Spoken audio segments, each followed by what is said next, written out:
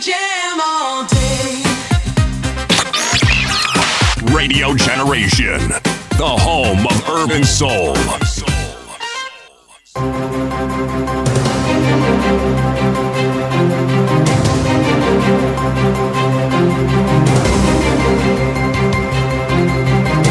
This is the Radio Generation News. Good morning, I'm Winnie Maganga. Police have arrested a grade 9 student in connection with the murder of two young girls in Nkora village, Kisii South. The victims, 4-year-old Hannah Bahati and 5-year-old Stacy Nyanchama, disappeared on Tuesday evening while playing near their home. Their bodies were later found in a nearby banana plantation. Police have launched investigations into the incident as the suspect remains in custody pending further action. Ndio wakatoka wakaniambia mami tunaenda kucheza. Alafu kufika saa 12:30 dada zake walikuwa shapika. Nikaambia mmoja aende utafute mtoto aje tule. Alipoenda akapata hayuko. Auntie alikuja akaniuliza kama tumeona mtoto. So tukazunguka. Tukaenda tukaweka report. Before tuweke report ndio tulikuja tukapata watoto wamewekwa ndani ya gunia wametupwa. Asubuhi ya leo tumeamka, mali walikuwa wametupwa tukapata slippers zao ziko ndani ya choo. Next mali wametupwa kwa compound fulani imefensiwa.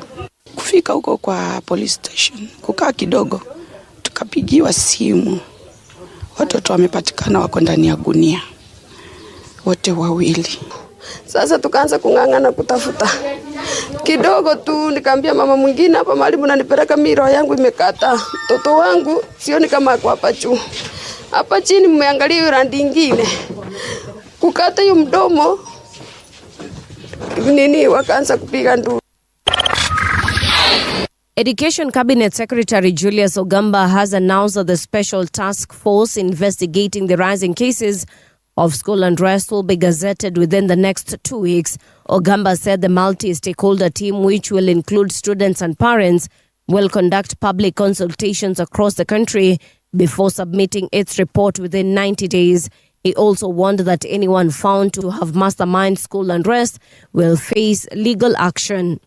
These are issues that we need to deal with as a society, and as I said, it is not something that one person or one sector of society can deal with. All of us as a society as a whole have to face it and deal with it so that we can be able to resolve it. The multi-stakeholder team that we are setting up, it should be gazetted in the next 1 or 2 weeks so that they can start work, and with it we are hoping that we'll be able to root out the problem that has bedeviled this sector relating to unrest that goes to 1902. That's when it started in this country. So we are saying that this time we need to go deeper. There are immediate and urgent practical steps that can be taken to help enhance this. One is just ensuring that, for instance, we implement recommendations that were previously given with other commissions, task forces.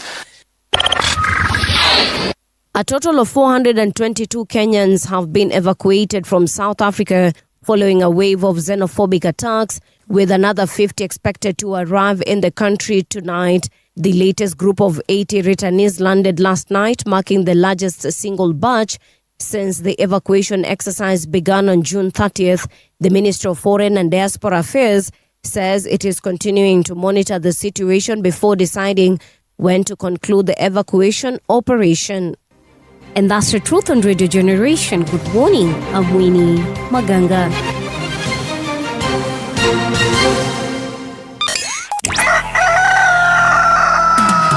In the beginning, there was morning radio. But now there is Radio Generations, the people's breakfast. Curious and bold, getting facts from the shadows. That's what it is. Now, as the city wakes and secrets stir, a bright new voice shines. The people's breakfast. Your morning, your voice, your journey. Good morning. Good morning, my neighbor. Welcome to the home of hard truths and bold insights, Radio Generation. Yes, indeed. Welcome to the home of hard truth and bold insights. My name is Mungala Movie. I hope I'm going to be bold and insightful enough today because it's Friday. And you know where my mind is when it comes to Friday. Lazima wiki iishe in style. That means even the lineup we have for you today is fantastico as far as guests are concerned. And the topics we're going to be tackling as well. Hizo zitakuwa ni mwecheche. A big shout out to MC Tonje who's tuned in from Muhoroni. MC Tonje, thank you so much for coming through. Tunakupenda tena sana kwa sababu wewe ni ule mse unamkanga na sisi. Then of course I'm sure others are coming through in a short while, so I cannot wait to give you your shout-outs, Vilivio. Sindio, I have seen there is a tuk-tuk. I don't know if this is AI, but there's a tuk-tuk that is branded Kenya Police in Ol Kalou. Can someone please confirm? Edna, just kizijuangi kama vitu ni fake kama ni za ukweli. Ni ukweli? Si ukweli? Ni AI, eh? City, have you seen this tuk-tuk? Branded Kenya Police. Umeiona, eh? Umeiona hawa Kenya mazee. Mtu ama ni mtu alienda akanunua tuk-tuk akajipakia rangi kwa nyumba yake. Hiyo inaweza shikwa. You're imitating government property. You can't remember there's a guy and we reported on him here sometime last year. He opened his own police station. Yes. So kama unaweza fungua police station yako, sembuse ukose gari ya serikali aje my friend. So this is quite a spectacle. But anyway, unajua Kenya ni wale wasi. Also, like I told you in our lineup today, we will be hosting Maliba Arnold. He is the party leader of Progress Plus Alliance. So he's definitely coming through for a conversation around the by-elections and the rising political temperatures. And we shall also be hosting Daisy Amdani. She is the Executive Director, Community Advocacy and Awareness Trust. So why don't you tune in, because we're going to be tackling the 2/3 gender rule. Right now though, kama unajua umeingia katika mtandao na ungependa salam, please let me know where you're tuned in from. For instance, I see Marit saying good morning kings and queens. Kitengela always locked in. Watu wa Kitengela, thank you so much. Alex Gyoko amesema good morning Radio Generation. Kitale is tuned in. Imagine a whole prime minister was in Trans Nzoia County to launch a classroom in Shikendu. Which prime minister was in Trans Nzoia? Ama anaongelelea prime cabinet secretary? I wouldn't know. Alex Gyoko, hebu clarify kidogo. Maybe your news imenipita. John Mutua anasema Qatar niko tuned in. Of course, John Mutua, tunajua yeye on behalf of the 300,000 Emiratis. He's definitely tuned in on their behalf, and perhaps because of him, wanatusikiza pia. All right, let's get down to business. What is important about today? United Nations hawajatuambia chochote ambacho tungependa ku commemorate siku ya leo, so nothing to celebrate as far as the UN is concerned. Yeah, but it doesn't mean that it doesn't mean that there's nothing that is happening in and around the world. Depending on where you are, it could be your birthday, it could be your anniversary, it could be the day that you got your first job. Maybe you're even reporting to your first job today. City, do you remember how it was when you reported to your first day of work? Yes, I do. Ever? Yes, I do. How was it? And which job was it? My first job ever, I was working for my father. What were you doing for your dad? He had a business, and I was among the people ambao walikuwa nabeba mizigo. Okay. So you were a porter? Yes, I was a porter. That's essentially what I was. Yes. Ulikuwa unazibeba kwa kichwa, mgongo, wheelbarrow, ama kale ka mkokoteni? He had a business. It was called ship chandling. Okay. So they would supply ships with the goods, fresh produce. So I was among the people who used to carry those. Wait, did you say ship? You said ship? Ship, S-H-I-P, ship. Kule Mombasa ama Kisumu? Mombasa. Si Kisumu pia kuna ship? Iko ship. Yes. So lazima nijue kama kuna kitu mlikuwa mnafanya. Pana nilikuwa Mombasa. Yes. Okay. So ulikuwa porter and you did it for how long? Well, one, I did it after my O levels. Then I also did it after my A levels. Okay, the same job. Yeah. Then somewhere in between, I was promoted. I became a clerk. Yes. But I declined after working for a month. This being a clerk wasn't fun. Okay. The business of carrying things was way better. It was far more interesting because you're always outside the office. You're sitting and chatting with people. It was far more interesting. Mnachapa stories zenye haziko. Unaangalia watu ambao wanapita kwa ofisi, and that thing it was boring. No. So those are the first two jobs I did. Yes. Then after I the undergraduate course, graduate. So I went to teach. Yes. And the first posting was a school called Technical High School. Ilikuwa wapi? Mombasa. Okay. And to Mombasa. All right. Yes. Was the first day jittery? Did you have butterflies? Did you No. Teaching, you go for teaching practice. Teaching practice helps remove the jitters. Okay. Yes. Oh, yes, by the way. Yes. Okay. I had forgotten that internship yenye nitangwa teaching practice. Yes. So it removes the jitters. So when you're actually now, the only thing that surprised me was there was a guy, the headmaster of that school was called Hashim. He passed away. Okay. Quite recently, actually. I think it was last year. Okay. Hashim looked at the details and said this man had studied linguistics and literature. So he gave me Kiswahili to teach. There was one class of English, but he gave me Kiswahili to teach as well. Okay. Mimi ukinipatia darasa la kufunza Kiswahili, mtashangaa. Well, you study, kama sina textbook, my friend. Oh, textbook ipo. The thing is you end up studying more than your students. Yeah. Okay. Yeah, because you have got to prepare before the lesson. Yes. In fact, I argue that despite the fact that I grew up in Mombasa, yes, my knowledge of the Kiswahili language is owed to that man, because if you teach a subject for the length of time I did, you become very familiar with the language. Okay. Because you do not teach the Kiswahili language in English. Okay. Everything about the language is spoken of in Swahili. Yes. So there's no translation. You won't say kikombe hichi any cup. It is kikombe hiki ni kikombe. That's precisely what you do. Huh? Okay. Yes. Sasa kwa vile tuna upungufu wa kufahamu, tuangalie msamiati. Naam. Okay? Bro, you read. Okay. Itabidi. And then you're teaching literature as well in Kiswahili. Alipanda mawingu akavuna tufani. Tufani ndiye nini ama ni nani? Cyclone. Sawa. Thank you for that. That was a book. One day we should actually do a show in Swahili. At least the first hour.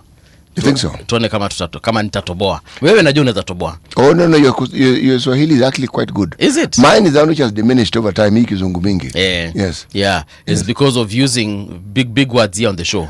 Actually, hardly. Wewe ndo ulinifanya by then nikaanza kutumia big words as well. Big words kama nini? Ni venye nimesahau for now, but tukiendelea on a serious note, tukiendelea na show, I'll point out a big word that I know you big use. Word? Yeah, you use. I simplify the language tremendously, man. Every hour hautakosa 3 to 4 big words unatumianga hapa. Big? Yes. Whoa. But it's a good thing because you expand my vocabulary and the vocabulary of the listeners as well. I'm not complaining. It's actually a good thing. Hii maneno tu ya kuongeanga Kiswahili tu, Kiingereza tu normal. Saa zingine ni vizuri hata ukiwa mahali unashtua watu, you use words and they look at you and they are like, wait, what? Like the first time, actually let me just remind you, the first time you came to this show, yes, you used a word I had never heard before. Are you serious? Yes. I think it was Belieber or Belieber. Is it Belieber or Belieber? You know, I am not a speaker of the Kikamba language. It's okay. So you see Belieber? You're Belieber. Believering. Belieber na Kikamba. There's a word you used here on the show. And I was like, why on earth is this man stressing me? Now I have got to check the dictionary. What on earth are we doing? But like I said, it's a good thing. What often happens is this. Your word power is strengthened through reading. Yeah. When you get into the habit of reading, yes, you will come across words you've never, ever. Now, when you're teaching, you have a front row seat in learning to use what you've learned. Right. Because you've read it in a book, you've seen an expression, you get into the class, and so you practice it. So over time, it becomes just part and parcel of your retinue. Right. It is part of the vocabulary or just the syntax that you have. Yes. So when ni kuongea tu na unaongea. You see? Like for instance, there's a phrase I really like using when I want to explain that someone, their behavior or their conduct, should we say exemplifies the diminished capacity. There are a few eggs short of a dozen. Yes. It's that phrase really it jazzes me completely because I think of the imagery. Yes. Few eggs short of a dozen. Dozen najua ni 12. 12, yes. And then the meaning tray hajajaa vizuri. Ndio hiyo sasa. And so you say something that is descriptive, but the imagery is also good in your mind because it's something many people can picture. You can picture the eggs and not quite a dozen, so somebody has taken some and then relate it to the conversation. Yes, exactly. Ni kweli City. And nimekwambia it's a good thing because you see, you first of all expand someone's vocabulary, and then of course it makes the conversation interesting. Hiyo ndio uzuri ya kukuwa na nywele ya white. Ndio uzuri ya? Ndio uzuri ya kuwa na nywele ya white. Hata mimi ile siku nitakuwa na nywele ya white, hata mimi nitakuwa naongea hapa hivi few eggs short of a dozen. Watu wanauliza the hell. In 1993, Kenyan runner Yobes Ondieki made global sports history by becoming the first man to run the 10,000 meters in under 27 minutes. 1993. Kenyan runner Yobes Ondieki ni kutoka kwa kina Edna, sindio?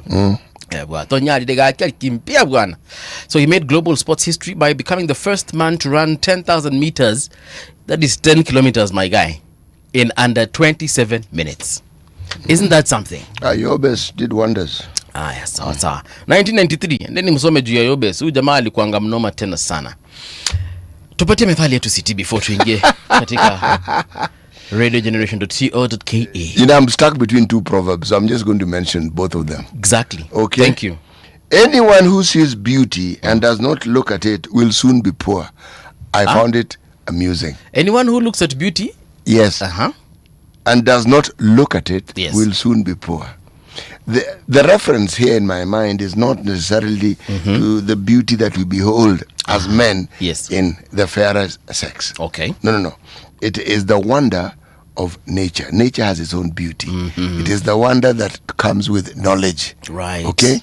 Looking at it means you've taken note of it, and it's the first step to doing something about it. Okay. So if you don't do something about it, yes, then you'll have missed an opportunity. That's true. where now the element of poverty comes in. Very true. Because when you're poor, it means there's something you don't have. Just like people who are rich have something in abundance, yes, you will not have it in abundance. Very true. Okay? I like that one. That is the one. Then the second one, right. Patience can cook a stone. This one. Actually, ikifika wakati wa guests, let's give them this one. Patience can cook a stone. This one we'll go with. Yes. Patience can cook a stone. Yes. Man, stones are hard. Stones are solid. Yes. Stones are uncookable. But I think it tells you that when you have enough patience, perhaps you can achieve a lot. There was a story that was in the papers, and it related to two people. One, a lady who had children and was so poor. Then there was one of the immediate former governor of Mombasa. Yes. He came across this lady, or he was informed about this lady who didn't have food and didn't know what to do. Yes. But had fire and had a sufria. But she was boiling stones to give the children the impression that something is being cooked. I remember that story. It made national headlines. It did. Yes. It did. Because she was even interviewed na akaulizwa sasa, akasema nilikuwa naekelezwa mawe kwa moto naeka kamaji, so it gives the impression of food boiling, but at the end of the day the children would sleep and forget of course their hunger, at least for the night.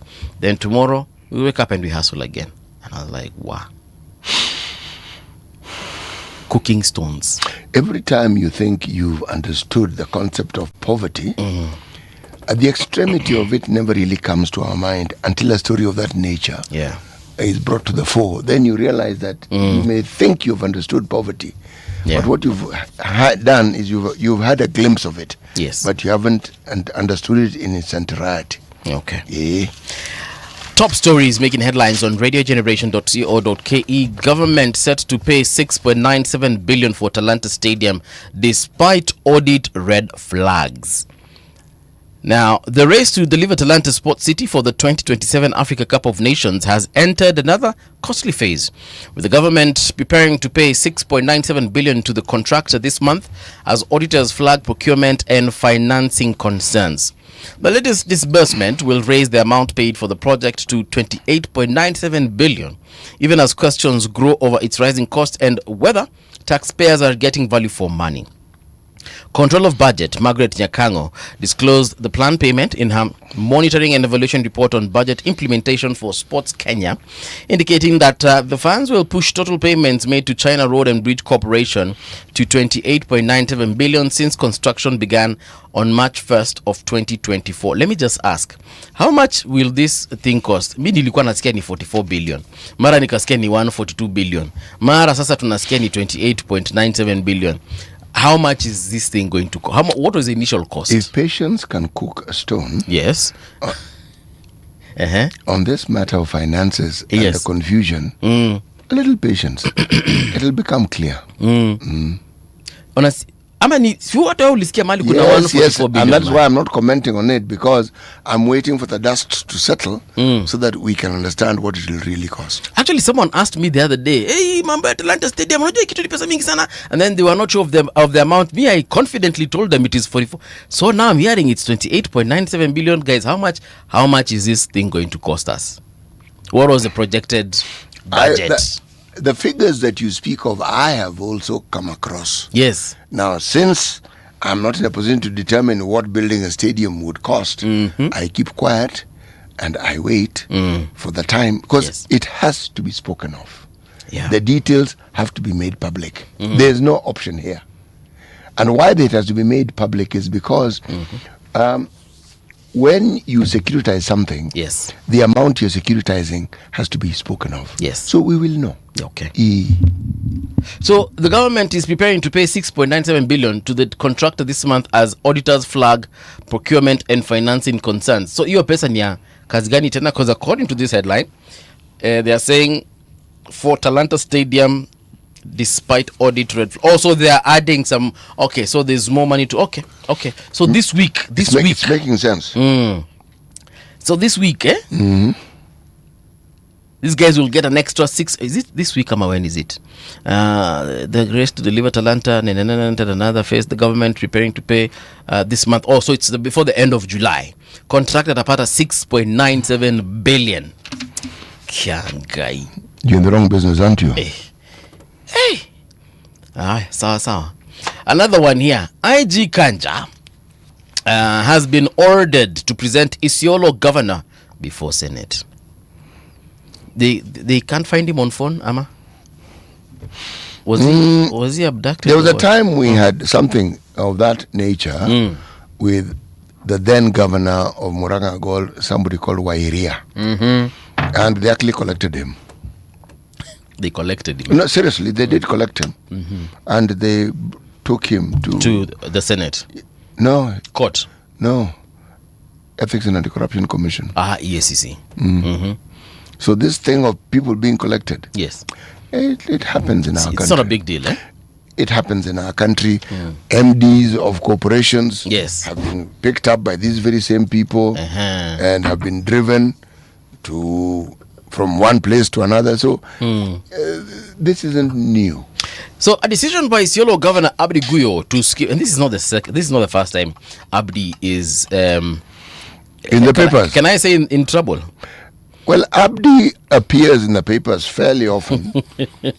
And the things he appears for usually have to do with something that ought not to have been done, and he did it. It's not that Isiolo Governor opens a new stadium. No.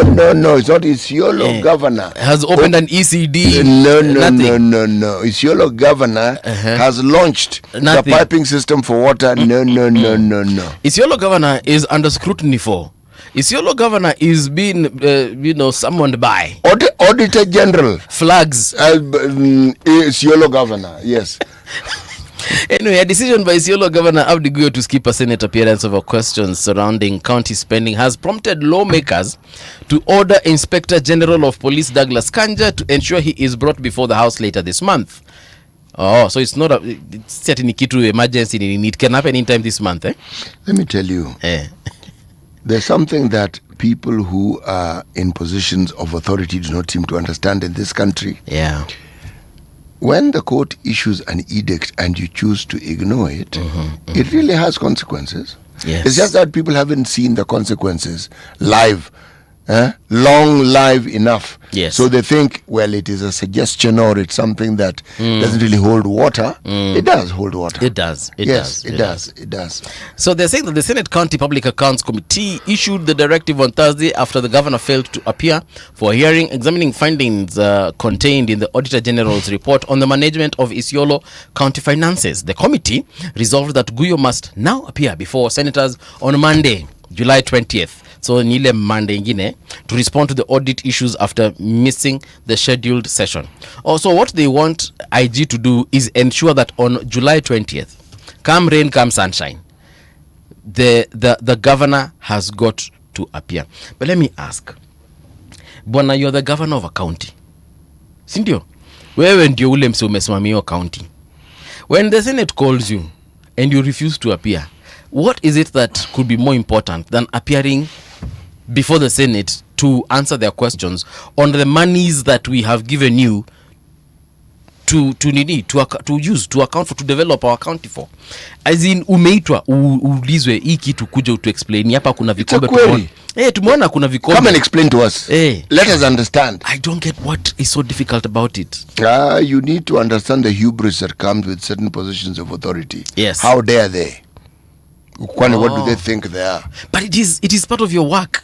Like ilikuanga kwa JD ulikuwa unajua campaign that lazima but city, listen, you're the governor, you know that at one point you have got to account for the monies that you promised people you're going to manage. Really? Yeah. Okay. Ama ikwangi mimi ndio nielewa kazi ya governor vibaya. There's something that I've come to understand over time regarding how it is people get influenced absolutely adversely when they're in positions of power. But that is peppered and made even worse if there's money involved. Okay. Because governors have more power and authority than a president does. Okay. One, that money, governor, you know, you appoint your own ministers. Yes. That money, you can more or less decide where it goes, how it goes, what is done with it. Yes. And it's more money than all those people will never see in their lifetime. Even if they come back again in another lifetime, they will still not see it. Yeah. So what one then does, and this is where the problem arises, many of these governors seem to think that money is theirs to do with as they see fit. So this is where the problem comes in. That's why the Auditor General asks, this was your budget, this was the money allocated for it, the money has been spent, but we do not see what it was spent on. So come and explain to us. It's really, that's what it is. The Auditor General raises queries. Okay? The Auditor General doesn't have the power to action it. So it goes to the relevant parliamentary body. If you're a governor, it goes to the Senate. And they call you, they're now actioning it. This thing which was raised, can you explain it to us? Yes. Now, some people seem to feel that this is an opportunity to ask the Senator, what do you think? You nini? And the Senator, really? That's how you see it. Yes. If there is one place where you find some thoroughly educated people, an abundance of people who actually understand the law, it's in the Senate. Yes. So you are not really going to push those people around. You may think so, but you will not push them around. Si tuliketi hapa na Senator Gerard K. Yes. Wacha nikuambie kitu. Forget hizi drama zinakuanga huko nje kwa TV when they're exchanging words maybe with CS Murkomen, you know, forget what he writes on his X account. Senator Gerard K, by the way, is actually someone who knows his business. He's a lawyer. People forget. He is a lawyer. And they don't dish out law degrees simply because they think that, you know, you need it. You've been outside that window long enough. So let's just give him a law degree. Ili atoke aende. Tukaketi after before Cherarke tulikuwa tumeketi na Senator Maanzo. Acha nikwambie. Another lawyer. Another lawyer. Watu si mafala. The process of being elected in and of itself is difficult. Yes. 2 terms. There's something about you that enables you to get elected because they were not elected unopposed. No. The other people wanted that same It was a competition and they emerged on top. Yes, exactly. So it's foolhardy to assume that this is an individual who isn't worth his weight in salt. This person knows what he is doing.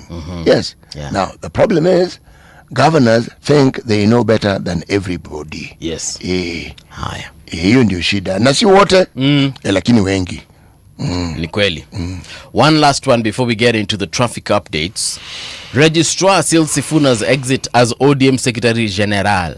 Nairobi Senator Edwin Sifuna has officially lost his position as ODM Sec Gen after the Office of the Registrar of Political Parties recognized the party's decision to remove him and updated its official leadership records. Now, the decision marks a major development in the months-long dispute over Sifuna's place in the Orange Democratic Movement, following a National Executive Committee resolution that removed him from the party's top administrative office. Sini tu sawa.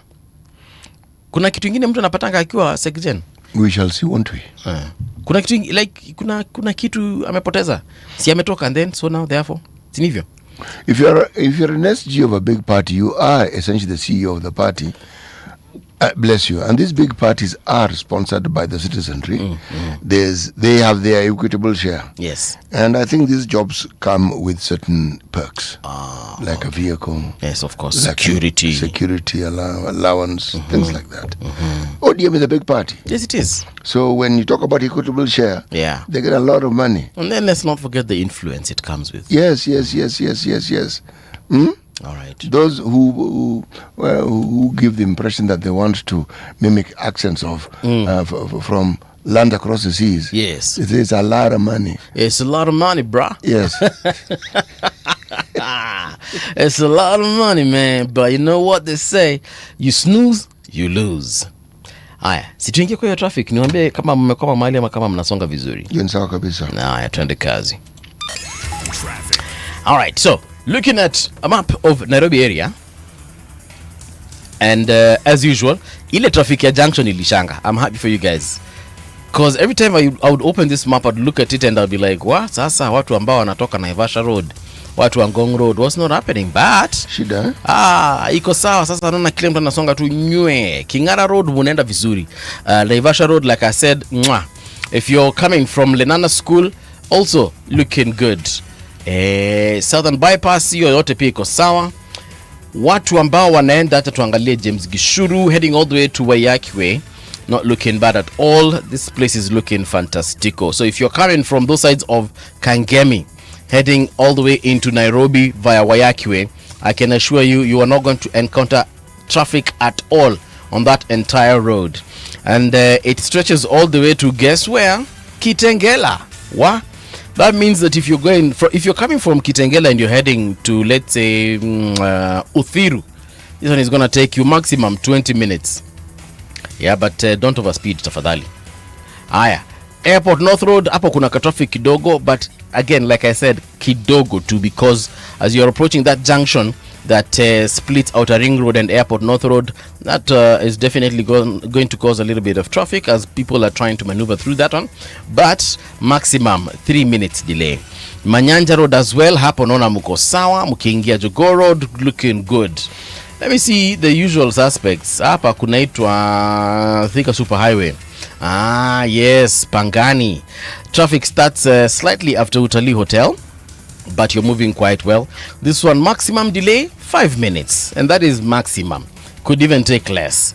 Going back all the way to Kenyatta University, tukipitia Githurai mko sawa kabisa. Turudi nyuma kabisa, tuende baka Kahawa, tuende hadi KU, tupite KU, tuende mpaka Ruiro, mko tu sawa, haina shida yoyote. If I zoom out and then fly all the way to Mombasa County, Mombasa County mko tu sawa. Kule Ngombeni, nothing. Matsuyuni, nothing. Huko kwa hakuna barabara. Ama this is a river. No, this is a road. It's actually very empty. The Dongo Kundu bypass, hiyo barabara yote iko nywe. Changamwe kule unaona mko sawa. Hata Chaani kule Mazeras ndio kuna ka traffic kidogo, lakini mnasonga vizuri. Then on the main island of Mombasa also you're moving quite well. The only place I see a little bit of traffic is pale Kengeleni. There city aliniambia you expect, because there are very many roads meeting at that particular juncture, hence why we have that traffic. But nonetheless, you're moving quite well. If you see something, holler at a brother. Traffic on Radio General. All right, time for us to do that paper check and see what is also making headlines on the papers this particular morning. If we go straight up, let me find it. We want to start with a couple of your favorite papers to see what is currently making headlines. And in case there is something that hasn't been highlighted, by the way, inaweza kuwa vizuri sana utuambie, because sometimes journalists don't always get the full scoop, or perhaps they don't even get the scoop at all, depending. Yeah, so if you see something and you think these guys have got to highlight this, you can always let us know through our social media spaces. Let's start with the People Daily front page. It says the Ruto strategy, neutralizing threats before the 2027 race. What threats are these? Yeah, you can find it on page 4. Yeah, but if we read, I'm sure we'll be told. But what do you think? What they're saying when they say threats? What do you think? I honestly cannot say. I don't know. Yeah, hii ni zile unasemanga kidogo kidogo, hautajifanya ni kama unaelewa. Sijui hiyo sielewi kabisa bwana. Yeah. They also say IEBC faces uphill battle to enforce rules ahead of the next polls. What rules? I don't know. This is to make sure that they put politicians in check. I don't think they'll achieve anything unless, let me just say unless, because I'm going by past, can I call it past records? Unless they do something drastic, like maybe even stop someone from vying, or get rid of. They threatened to actually. They have said that they will do it, or rather they have said that is on the table. But are they going to do it? 10 controversial policies still dogging Ruto's government. That one you will see on page 6 inside the what? Inside the People Daily. All right, front page of the Standard on Asema open bribery. And IEBC is all back without bite. You see, I told you. What did you tell me? Si nilikwambia hapa hakuna kitu IEBC watadu. Ukweli usemwe. But anyway, they are calling it campaign bonanza.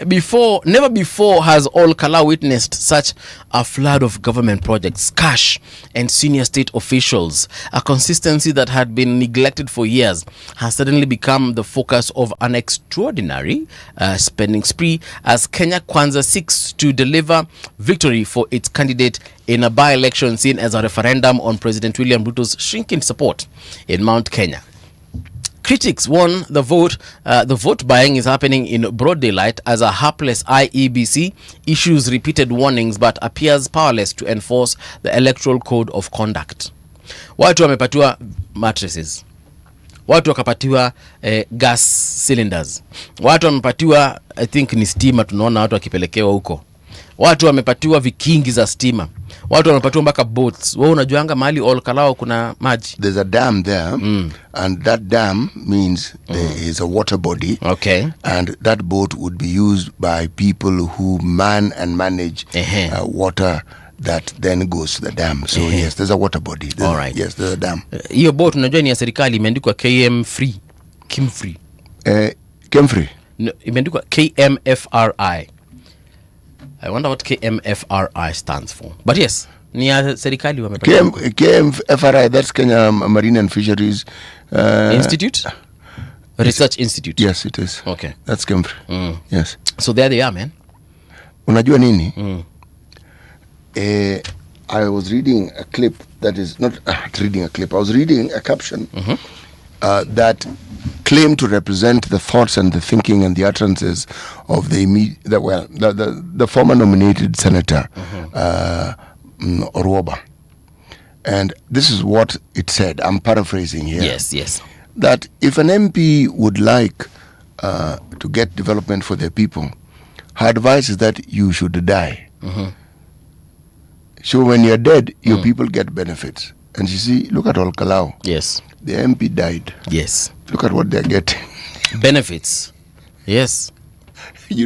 Boats, electricity, gas cylinder. Gas cylinder. Yeah. What I'd like to know, the boats were told were 2. Yes. Okay? Yes. Okay, so they're not starting a business for boat rides. No. Maybe just to cross people from one end to the other. Maybe perhaps fishing. Maybe yes, but I'd like to know how many gas cylinders they actually gave. Or was there lottery? That's number one. What else did they give? Electricity? Because I can see polls being delivered. Yes. Kipipiri. There was a by-election in Kipipiri. That's again in Darwa County. Something similar happened in the Moi area. So this isn't new. The posts and what have you isn't new. What I'd like to see is whether they will actually now ensure that electricity gets to. Remember, we do have a program. Yes. This last mile program that was started in the Kibaki era. You know, Kibaki moved the numbers of people who had electricity in this country when he got in from around 686,000 to 2.1 million. Yes. Simply because, you know, these exorbitant charges people used to speak of, you're told you need to pay for this and this and Kibaki said, no. You give the people electricity, look at the cost, that include that in their bill, they'll pay for it slowly, but give them electricity. You know, we sat here a couple of weeks ago with the Honorable Kagombe. He's the MP for Gatodo South. And Kagombe akatuambia kitu moja. The guy is actually very hilarious. He's a nice guy.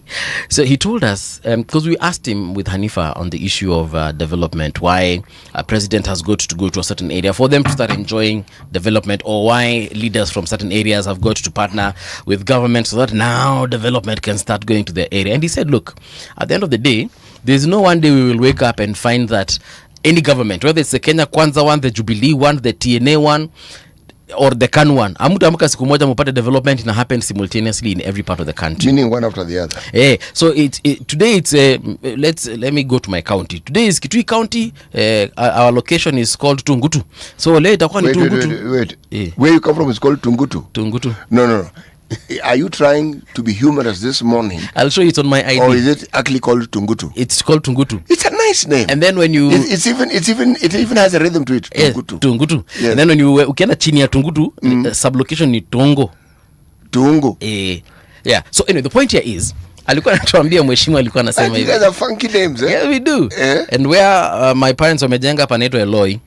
Now na si Eloi la masapashtani hiyo ni it's not as funky as Tungutu. Yes. Akatuambia that look, pesa haitatosha kufanya development in Tungutu, do it in Muhoroni, do it in Nyaribari Chache, do it in so pole tu nini development inafanyika. Na akasema pia budget like for example ile ya 4.8 trillion. There is no way the money that after now you've paid all the expenses recurrent and God knows what else, there is no way that money itabaki ifanye development Kenya mzima. So alikuwa anasema itafanyika tu pole. So this time round juu watu wa Ol Kalou wako na campaigns ama wanatarajia kufanya by election. Leo ni siku yao ya kukula. The last time it was in Mbere North, it was, yes. The other time it was in Murua Dikir and other places that have been seeing by elections. So this one is not even shocking me as the way people are putting it, because at the end of the day anyway, it's a campaign. The question is, when they are giving out government of Kenya products and services, does it mean that it's only exclusive to these guys? Ama every other constituency should start looking forward to getting mattresses from government of Kenya, and gas cylinders from government of Kenya, and electricity poles from government of Kenya? What came to my mind was, where were these mattresses supposed to go to originally? According to Fanyamambo Kenovia, yes, they are supposed to be going to hospitals, or at the very least, because there are some hospitals that do not have beds. When we had COVID, the government released 5 billion shillings to the counties, and the idea was for them to spruce up the health services and make sure that they provide for emergency services and maybe high dependency units and so forth, and even just basic beds. Yes. I am not going to mention the specific parts of the country, but let me suffice it to say, what some people were known to do, they would go to secondary schools which were in recess when they knew the inspectors were coming. Yes. They would take beds from those boarding schools and bring them to the hospital. Yeah. So as to justify the portion of the 5 billion that they had received. Yeah. So Kenyan citizens must understand that we are a duplicitous people. When we are given an opportunity to do right, we choose to do wrong very often. So when we say the government is doing wrong, do you know we are pointing a finger at ourselves? We are. Yes. We are. Because the wrong is being done by people who work for us. People whose purpose and employment terms is to serve us. So, again, nothing brings this to the fore like an electoral season. The extent to which things will... Hey, God Almighty. Yeah. And within this dispensation, just the amount of money that will be spent. I was reading somewhere, and again they were attributing some comments to one for immediate former deputy president, that he said, Ol Kalou, they've spent 1 billion shillings. I said no. 1 billion shillings. Yes. 1 billion.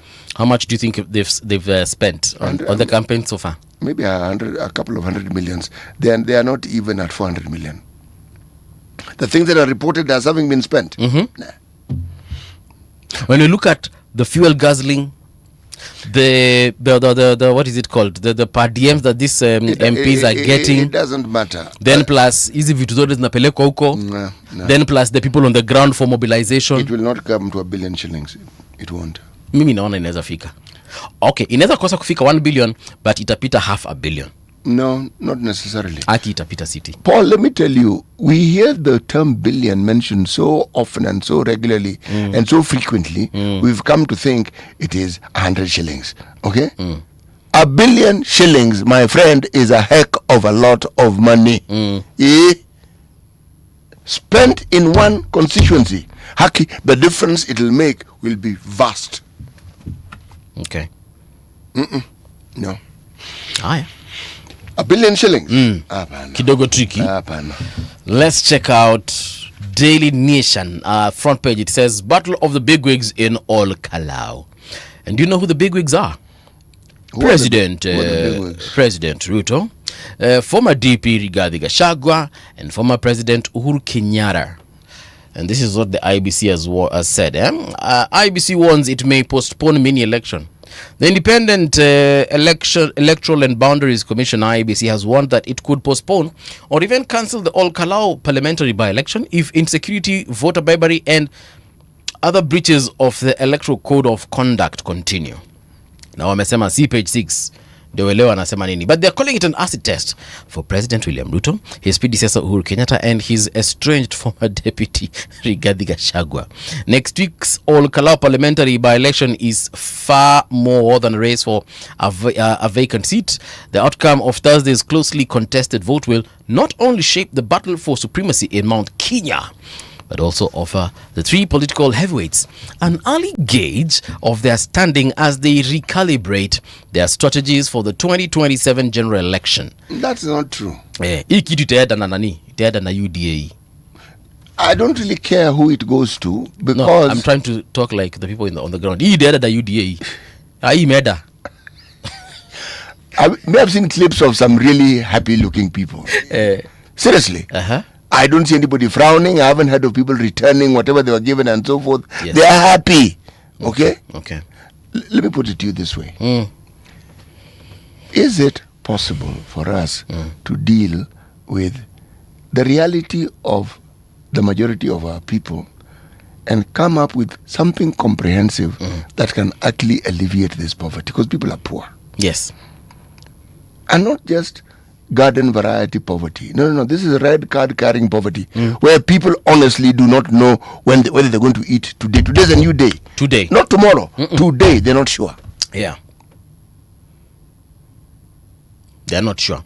Because the conversations that are going to now, should we say, choke our airwaves, will be an analysis of Ol Kalou. I keep hearing it, versions of it. Okay?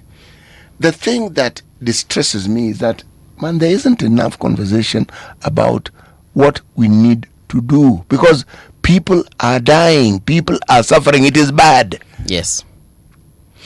And unfortunately, the conversation about the people inapotelea kwa the battle of the bigwigs. Yeah, and we in the media, wajua sisi tuna encourage hiyo kitu. Yes, sisi sema media zingine sisi. No, we are in the media, so ni sisi. Sema media zingine zinachoma. Hapana, we. Sisi hatuchomi city. No, bro. Mimi na wewe, okay, mimi sichomi. Wewe ka unachoma mimi sichomi. Hapana. See, This one we're taking for the team. Okay. Okay. All right. It is us. It's our city. We can't extract ourselves from it. It is us. So we don't point fingers. We just say no. It is us because accept. it is us.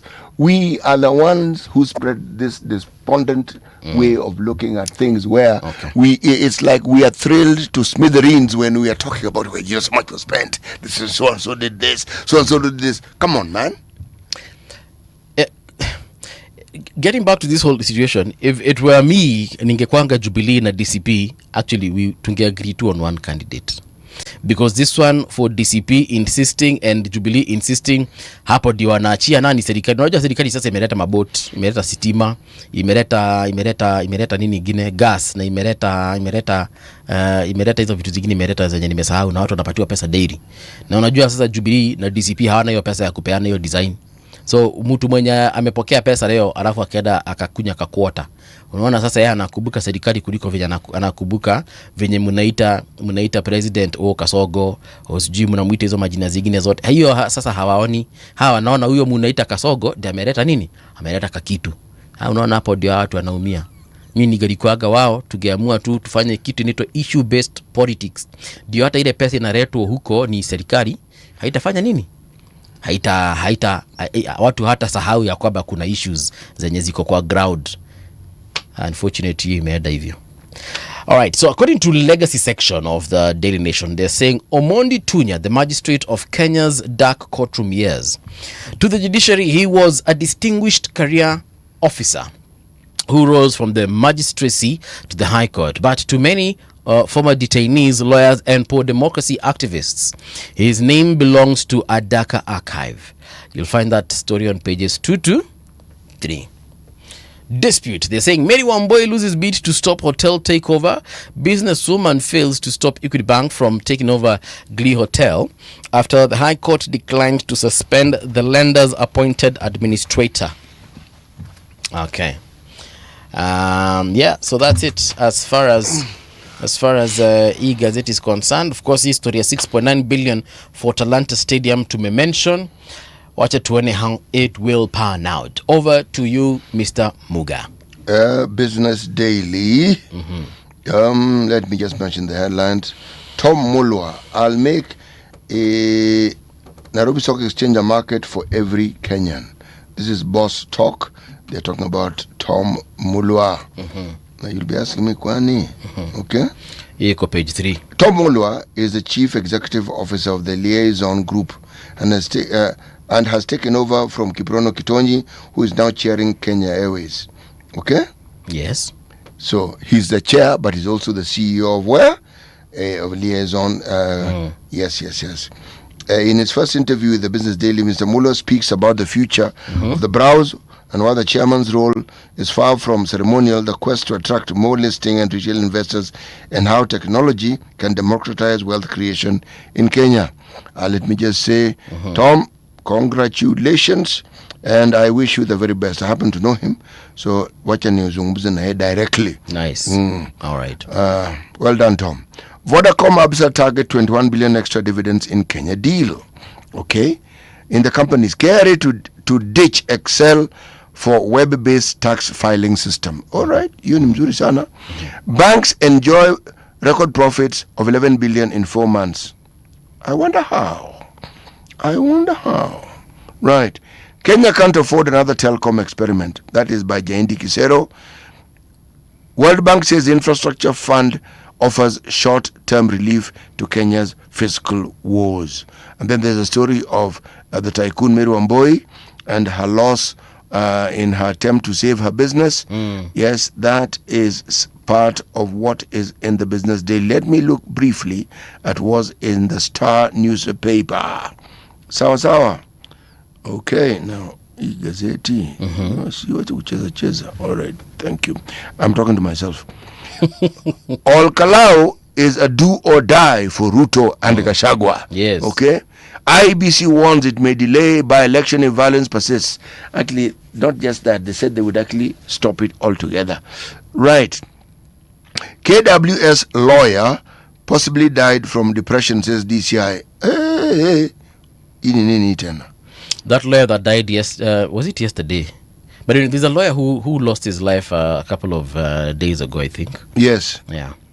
It's her, actually. It's a her? Yes, her name is Esther Wairimu Keige. Okay. She died according to them, died as a result of starvation and depression. The revelations by detectives came after an autopsy conducted by the body of Keige failed to establish the cause of her death. Government pathologist Johansen Oduor cited the failure to establish the cause of death to advance decomposition of the body. Speaking after the post-mortem at the Kenyatta University Teaching Referral and Research Hospital, Oduor said no visible injuries were found on the body, but samples have been taken collected for toxicology. Let me repeat this: for toxicological analysis to help determine what led to the 54-year-old's death. We didn't find injuries on the body, but we have taken samples for further investigation analysis. Hiyo ndio sasa wamesema wanafanya. Expert comment: IBC should now bite to send a strong message as opposed to mollycoddling all these individuals and saying we will do by all means. That's what this particular article is saying. Expert call for action as Indian crows invade Nairobi. Okay, the Indian crows. Hizo zilikuja na meli, literally. Nairobi. They're Nairobi? Yes. Okay.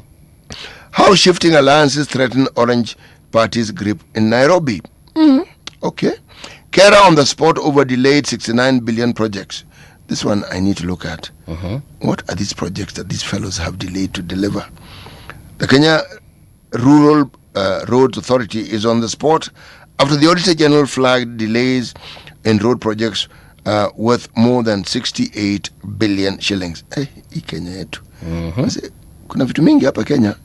Kenya, another under fire as MPs blame poor roads, bridges for accidents. Yes, this blame game is something the members of parliament do a very good job of. Right. Blame. It is also. Yes. Oh, they are very, very good. Viga County's investments in healthcare transforms maternal health. Does it really? Kenya, EU target a double trade in 5 years with new strategy. Okay. Junior Starlets 90 minutes away from history as they chase Morocco ticket. Okay. Yes. Any football. Okay. Stop funding agencies that cannot spend. Budget experts tell who? Tell Treasury. And I stop there. They should be defunded. So tulikuwa tunaongea na sisemi EACC wakuwe defunded. I'm just saying that we should question ile pesa wamekuwa wakipata inaenda wapi. Actually, I think it was. Do you know how many parastatals and government agencies we have? I'm sure there are very many. 291. 291. Okay. And they all have boards. They all have CEOs. They all have staff. Some, the exchequer just gives money to pay staff. That's it. Yeah. So what one could argue they do is they receive salaries. So if you ask, what does this particular agency do? Among other things, they have meetings and they receive salaries. Then why to waulizwe?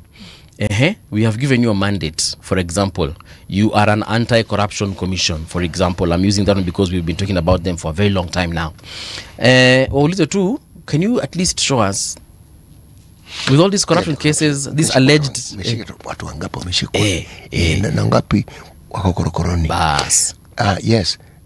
Na tuliwapatia budget ya X amount of money in the last financial year. Part of what they've been trying to do, as they tell us, is to rationalize all this, to right size, as they say, and bring it down to around 153. Okay? So we will wait and see. Yes. Every once in a while there is an article in the papers that talks about reducing this and reducing the other. Once again, I'm taking the view of let's wait and see. Right. All right, so. But on that idea of defunding, Parliament should actually look at it because I think it was Omtata mwenye alisema, but some of these sagas, the semi-autonomous government institutions as well, should be called and asked and be asked, ni nini tuliwapatia pesa, ni nini mmefanya? With every government we raise this question and we talk about it and nothing gets done. Every once in a while there's some little movement and that's all you see, a little movement. Okay? And before you know it, others are created. Right. So you don't really reduce. Pia DCI waitu waambie mulipatu X amount of money, mumedu. We have even merged ministries before. Yeah. to try and ensure that we optimize or we do whatever it is we're supposed to do when you merge them. Why? Remember, one of the political tools that we use in this country is we give people employment. So these entities offer plum employment for supporters of politicians and the political system. All right.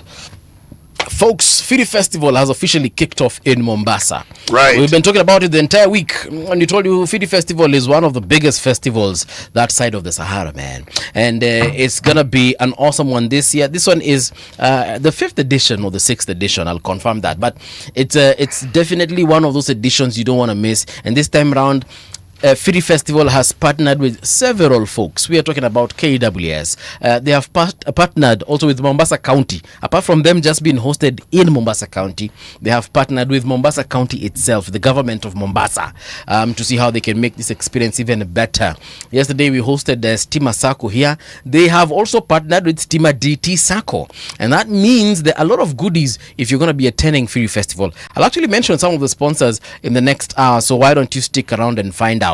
If you want to make your way there, it's happening today and tomorrow, so hujachelewa. Ukipanda SGR in 5 hours utakuwa pale.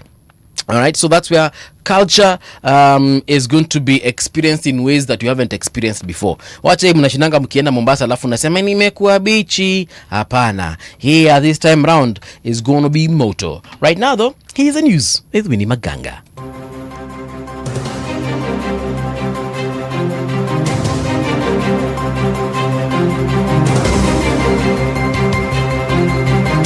This is the Radio Generation News.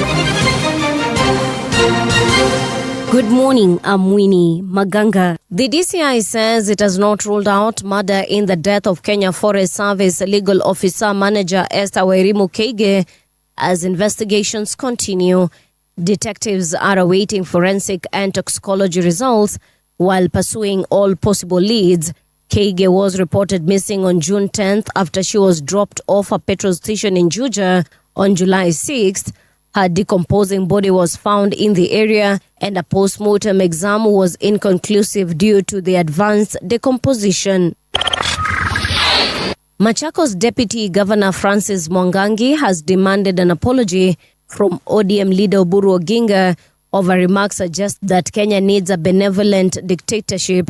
Mwangangi says the comments undermine the democracy that the late Jaramogi Oginga Odinga and other leaders fought to protect. Maneno ya benevolent dictator does not apply in this country. Oburu Odinga, please apologize to the people of Kenya. Your brother, our leader, the late Prime Minister, could not tolerate that kind of a thing. He died fighting for democracy. Haiwezekani ati brother yake jua yote brother anasema ana advise mtu ambaye watu wetu wamekufa mikononi mwake ati akuwe dictator. Hiyo hatutaki. Huyo tulimchagua democratically. Lazima akae na aishi under the principles of democracy and guided by our constitution.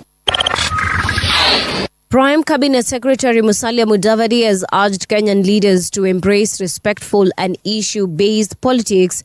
Speaking in Trans Nzoia, he called on leaders to emulate the humility and integrity of the late Masinde Muliro and Michael Wamalwa Kijana.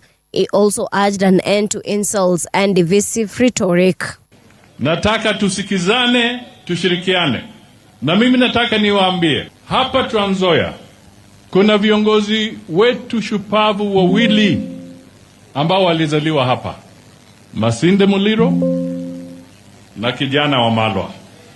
Hawa ndio waanzilishi wetu. They were ahead of us. They were leaders of humility, leaders of respect, and leaders who respected the rule of law. Mimi nataka legacy ya viongozi wetu wale wawili nimetaja. Tuheshimu hiyo, because that is the symbol of nationalism and the symbol of good politics in our country. A dispute has emerged over the management of the iconic Amboseli National Park. Kajiado Governor Joseph Olelenku is accusing the Kenya Wildlife Service of failing to honor a deal to share the park's revenue equally with the county government from the start of the 2026-2027 financial year. Come 1st of July this year, which was last week, the county government went to site to pick their 50% share of revenue. And KWS said, no, we have no instructions. And these are armed agencies, security agencies, so the county staff were told, go away. The community, in the transition period of between 2023 and 2025, gave an additional 1 million acres because the park is just like a small wetland. So the community has come forward to say, where is the money for our 1 million acres? The US and Iran again traded strikes in exchanges that continued into Thursday as observers reported a dramatic drop in the number of ships traveling through the Strait of Hormuz. The US says it hit 90 military targets, some near the strait. Iran says 14 people have been killed in the past 2 days. State media also reported that targets near the Bushehr nuclear power plant were hit. And that's the truth on Radio Generation. Good morning, I'm Winnie Maganga. The views and opinions expressed on this program are those of the guests and do not necessarily reflect the views of Radio Generation. Radio Generation assumes no responsibility or liability for the interviewee's views. This is Radio Generation. In the beginning, there was morning radio. But now there is Radio Generation's The People's Breakfast, curious and bold, getting facts from the shadows. That's what it is. Now, as the city wakes and secrets stir, a bright new voice shines. The People's Breakfast, your morning, your voice, your journey. Good morning. Good morning, my neighbor. Welcome to the home of hard truths and bold insights, Radio Generation. Welcome back. This is Radio Generation. It is now 6 minutes past 7 o'clock. How are you doing? I am sure you're doing very well because I can see lots of you tuned in. So yuni poa tena sana. I told you the Free Festival and Business Expo is a flagship annual cultural event celebrating coastal heritage, Swahili arts, cuisine, and community innovation. And this is actually the 8th edition, not the 6th that I had said before. So it's the 8th edition of an exciting cultural meet happening at the Mama Ngina waterfront from 10th to 11th July. That is today and tomorrow. Now, the cultural event will showcase music, art, and community engagement, bringing together residents and visitors to celebrate diversity and creativity. The festival aims to promote cultural tourism, support local artists, and strengthen community cohesion. Over the years, of course, the Free Festival and Business Expo has been Mombasa's flagship celebration of culture, commerce, and community, bringing together 1,000 plus attendees. And this year, by the way, they're projecting about 5,000. So the event is centered on the cultural diversity of the Kenyan coastal people. And by the way, let me tell you, like I said, some of the folks that are going to be, that have actually sponsored this event, some big names in the industry. Tutakuwa na Tatu City all the way from Nairobi wamedecide kuenda Mombasa. We also do have Indomie. Indomie, I know you guys like eating a lot of Indomie, so if you go there, I'm sure you'll get to interact with them and perhaps even walk away with some goodies. Kuna Fadi pia, Fadi wako kule Mombasani. Tuko nao pia kina Sharks Concept wako kule Mombasani, na wengine wengi like Kushi Motors, there's Ajab, watu wanapenda kula chapati na ugali, Takaful, Hamosa Paints, we have Sun King, some of you like using solar, so if you'd like to upgrade, Sun King is for you, and many other folks. And like I told you earlier on, even Stima Sacco is in the works. And one of their biggest sponsors by this year is the Kenya Wildlife Service. And at Mama Ngina waterfront, mukienda huko hivyo, you'll get to experience lots and lots of stuff, including the marine parks. So why don't you make your way to Mombasa if you haven't, and get to experience culture in a way that you've never experienced it before. Now, in this hour, we want to host one gentleman who has been a darling of the show. Of course, anakujanga hapa na anatuambia mambo mengi tena sana, na zinakuanga mambo fiti, and his insights, of course, are some of the best, if you ask me. We're talking about by-elections, the rising political temperatures, and of course, the state of the nation. And with us is party leader of Progress Plus Alliance, and he's also the team lead of Open Future Hub. I'm talking about Arnold Maliba. Arnold, good morning. Karibu tena sana. Morning, how are you? Mimi niko fiti. Karibu kwa show. Asante sana. Yeah. Hiyo umenipata off guard. But nimekaribia. Asante tena sana. Now kama KCT yako na methali, CT naona umereplenish, umeongeza kahawa. Ni kumaanisha ya kwamba sasa kuna vile umeanza kujipanga twende kazi kuwasha moto. Yes. All right. So patia Arnold methali yetu ya leo, alafu tuingie katika mazungumzo yetu. The whole of this week we have been amorphous and vague about the origins of our proverbs, and we've simply said they are proverbs from the African continent. One can then determine whether the proverb resonates with them or whether they can identify where it is from. But that is difficult because many of these proverbs are similar across different countries. On the continent of Africa, patience can cook a stone. Patience can cook a stone. Over to you, Arnold. First of all, it's important to point out that anything African is global. Because at least when it comes to human beings, and proverbs are, as far as we know, products of human beings, have not had anything that is proverbial outside of human imagination. And experience. Yeah, and experience. So patience can cook a stone. I think it simply speaks to, if you, or rather to the weight in patience, that if you're able to wait enough, if you're able to invest in patience, you can actually achieve literally anything. I don't think there's so much to that actually that you could work out. The guys at the coast, I think, say mvumilivu hula mbivu. Ni kweli. Where else will I also apply that, bring it closer to where we are, even though it sounds so English. Or when I talk about sounding, it's not like we are talking about it in English. That's patience and cooking stones. Yes. Quite English. Yeah. And there's actually, it even reminded me this morning, there's a lady at one point alipika watoto wake mawe. Yes. Sometimes they were experiencing some difficulties. It was to give them hope, so that the kids just think something is being cooked, so inachelewa, and then they sleep. Wanalala wakingoja. Yeah. All right. Crazy times we live in. Let's get down to business. By-elections za Ol Kalou a bit different from what we've been seeing in the past as far as by-elections are concerned. Even Mbeere North wasn't this lit, for lack of a better word. What do you think? Until now, this is the first by-election we're having. What we have had have been by-elections. Mbeere, Malava, and others were by-elections. B-U-Y elections. By like Nunua. Yes, okay. Nunua elections. Okay. We've so far had a lot of Nunua elections or by-elections. Now, for the first time, we have got a real by-election. Okay. And it, for me, has... So this real by is B-Y or B-U-Y? B-Y. This one is now the first the by-election. Constitutionally, we should be having by-election. But in practice, what we've had so far have been by-election. Okay. So now we have got a by-election, a real one. And for me, it takes me back to history. These things normally are not new, especially if you're in politics, administration. You realize that you can always pick something that is an analog of what is happening today, and you might not really struggle to explain, analyze, or even prepare for it. Okay. In 1995, again, in the same what is now present day Nyandarua County, in Kipipiri, there was a by-election. Yes.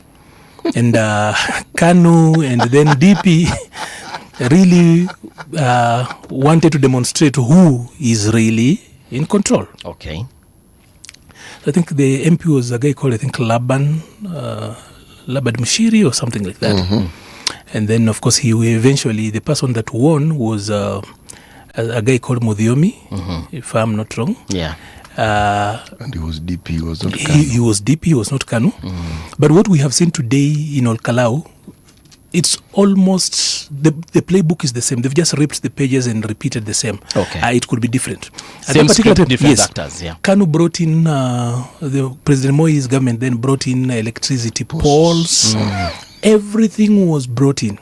But immediately KANU lost, they took away the electricity poles. It happened in this country. I know most of us were kids then and whatever, but it's out there in history. Yeah. We have seen the same. Of course, there is a heavy investment, especially from the government side. Bringing in everything. You've seen mattresses, you have seen boreholes being drilled, you have seen boats. A lot of you didn't know that Lake Ol Bolsat is actually in Ol Kalou. To find out na hii election. You realize that there is a small lake there that a lot of us have not even those of us who did GHC did not and there's find a it. hydroelectric station also somewhere around there so, as well. For so many of us, we didn't even know that somehow the old railway was in Nyandarua. Yes, we saw it used to get we saw a small mini train. Yes. Doing rounds in Ol Kalou. So there has been literally everything. So this is actually a reflection of 1995 for me, if you were to ask me. But Nyandarua has always delivered when it comes to these games. That Nyandarua can eat whatever you have and they will still choose whoever they think is actually right. But then there is a very interesting question to this. From what we've seen so far in Malava, Ol Kalou, Mbere, Isiolo and other places, except of course for Kilgoris, where there wasn't so much investment from the government side, is that apparently a dead MP is more valuable to constituents than a living one. That the ultimate sacrifice a member of parliament can actually do for his constituents is actually to die or even resign, knowing too well that in this side of the world people don't resign. Then if death is the next best. Is the best sacrifice, and not even service. Ordinarily, we'd expect that the ultimate prize a member of parliament would give his constituents is actually service. But in William Ruto's Kenya, apparently, a dead MP is better to constituents than a living one. Because once then you are off that particular mathematics, government will actually swoop in, will come in and actually ensure that everything is done very fast. It's possible, literally everything you need in the constituency. And that is what we are probably what this by-election is communicating. That everything you need as a constituent, in whatever constituency you are in, especially if you are in opposition strongholds, that whatever you need is on the other side of your MP's death. That if your member of parliament checks out, then all of a sudden you will have electricity coming home, you will have gas cylinders being supplied, you will have mattresses, you will have houses, you will have boreholes being done. Yes. Which is a very strange way of how you run a country, because then both constituents and members of parliament are going to have very difficult prayers. Because as a member of parliament, I will pray that I live long, because I also have got family, I have got dreams to build. You want to build a dream, you want to build a family, you want to do business. But then members of parliament, or rather the constituents, members of your constituency, on the other side want development.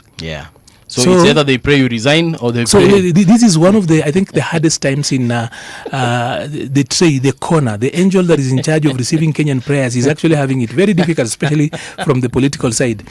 Constituents are praying that members of parliament check out, and members of parliament are praying to stay around.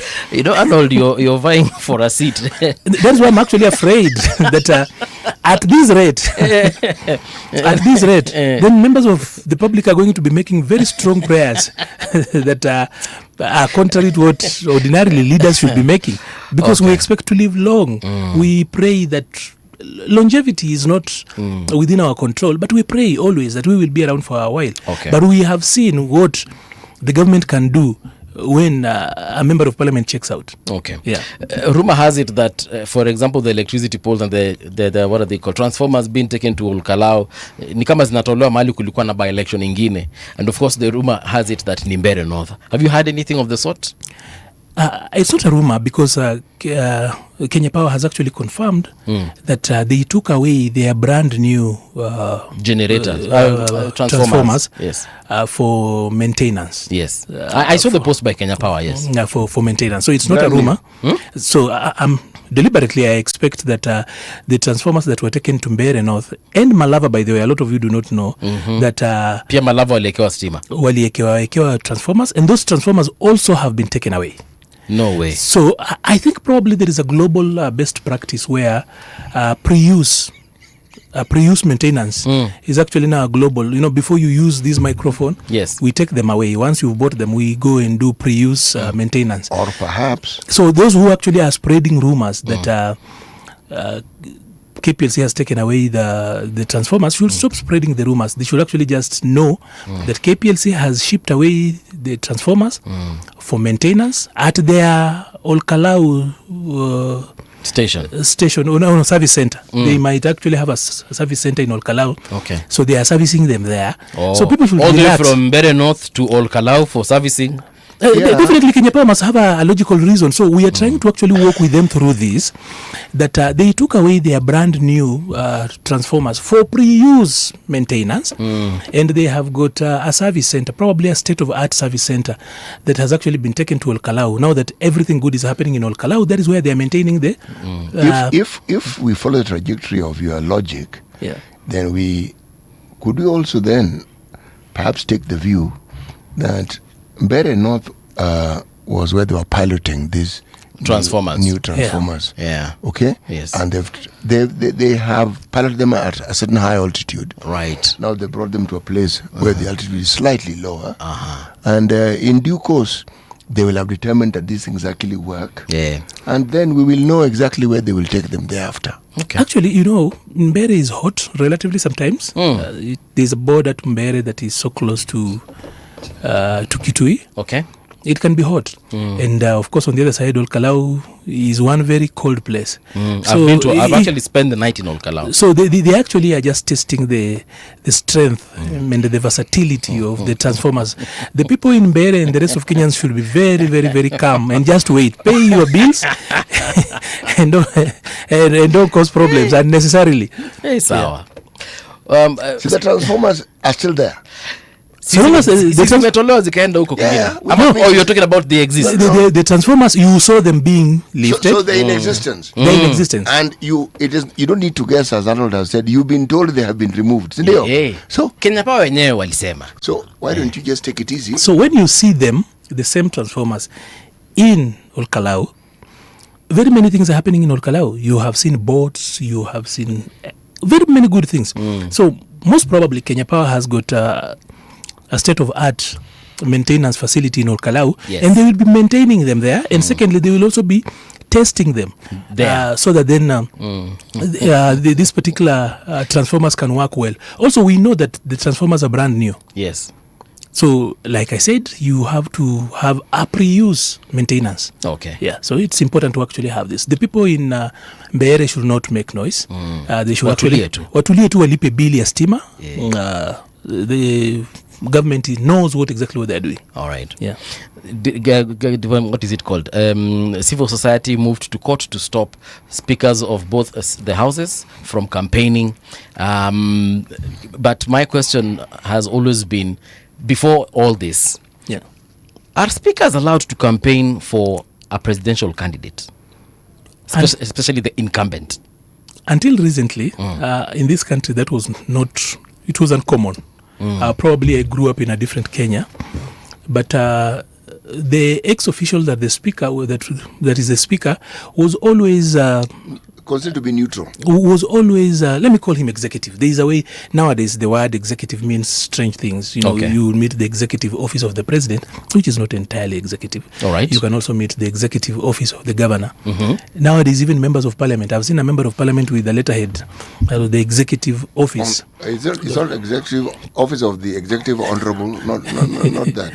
So they have got, all of them nowadays have got an executive office. But be that as it may, when I grew up, and for what I have seen, especially in the Westminster way of looking at parliament, speakers, you know, at the end of the day, there is the political process that brings them to office. But once they get to office, they play the neutral ball.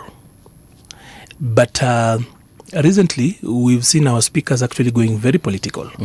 And as I think it was Michael Joseph who once said that Kenyans have got peculiar habits. Spending habits, yes. It was calling habits that it was referring to. But the peculiarity applies across board. Yes, it does. Okay. Yeah. So I think that as a country, we normalize a number of things. So today, you will not be surprised seeing the speaker in a harambe. In fact, long time ago, it was unheard of. Literally. It was literally unheard of. But now there's that is happening. That even reminds me of the funny story about... I saw the other day a story on the Standard, I think, about the Speaker of the National Assembly, and of course they made it look like it's a broad-based family. So talking about everybody in the family. His relatives. Yeah. His relatives everywhere. But on that particular bit, I think being a Westerner myself, it will be important that I come to the defense of the Speaker. Why?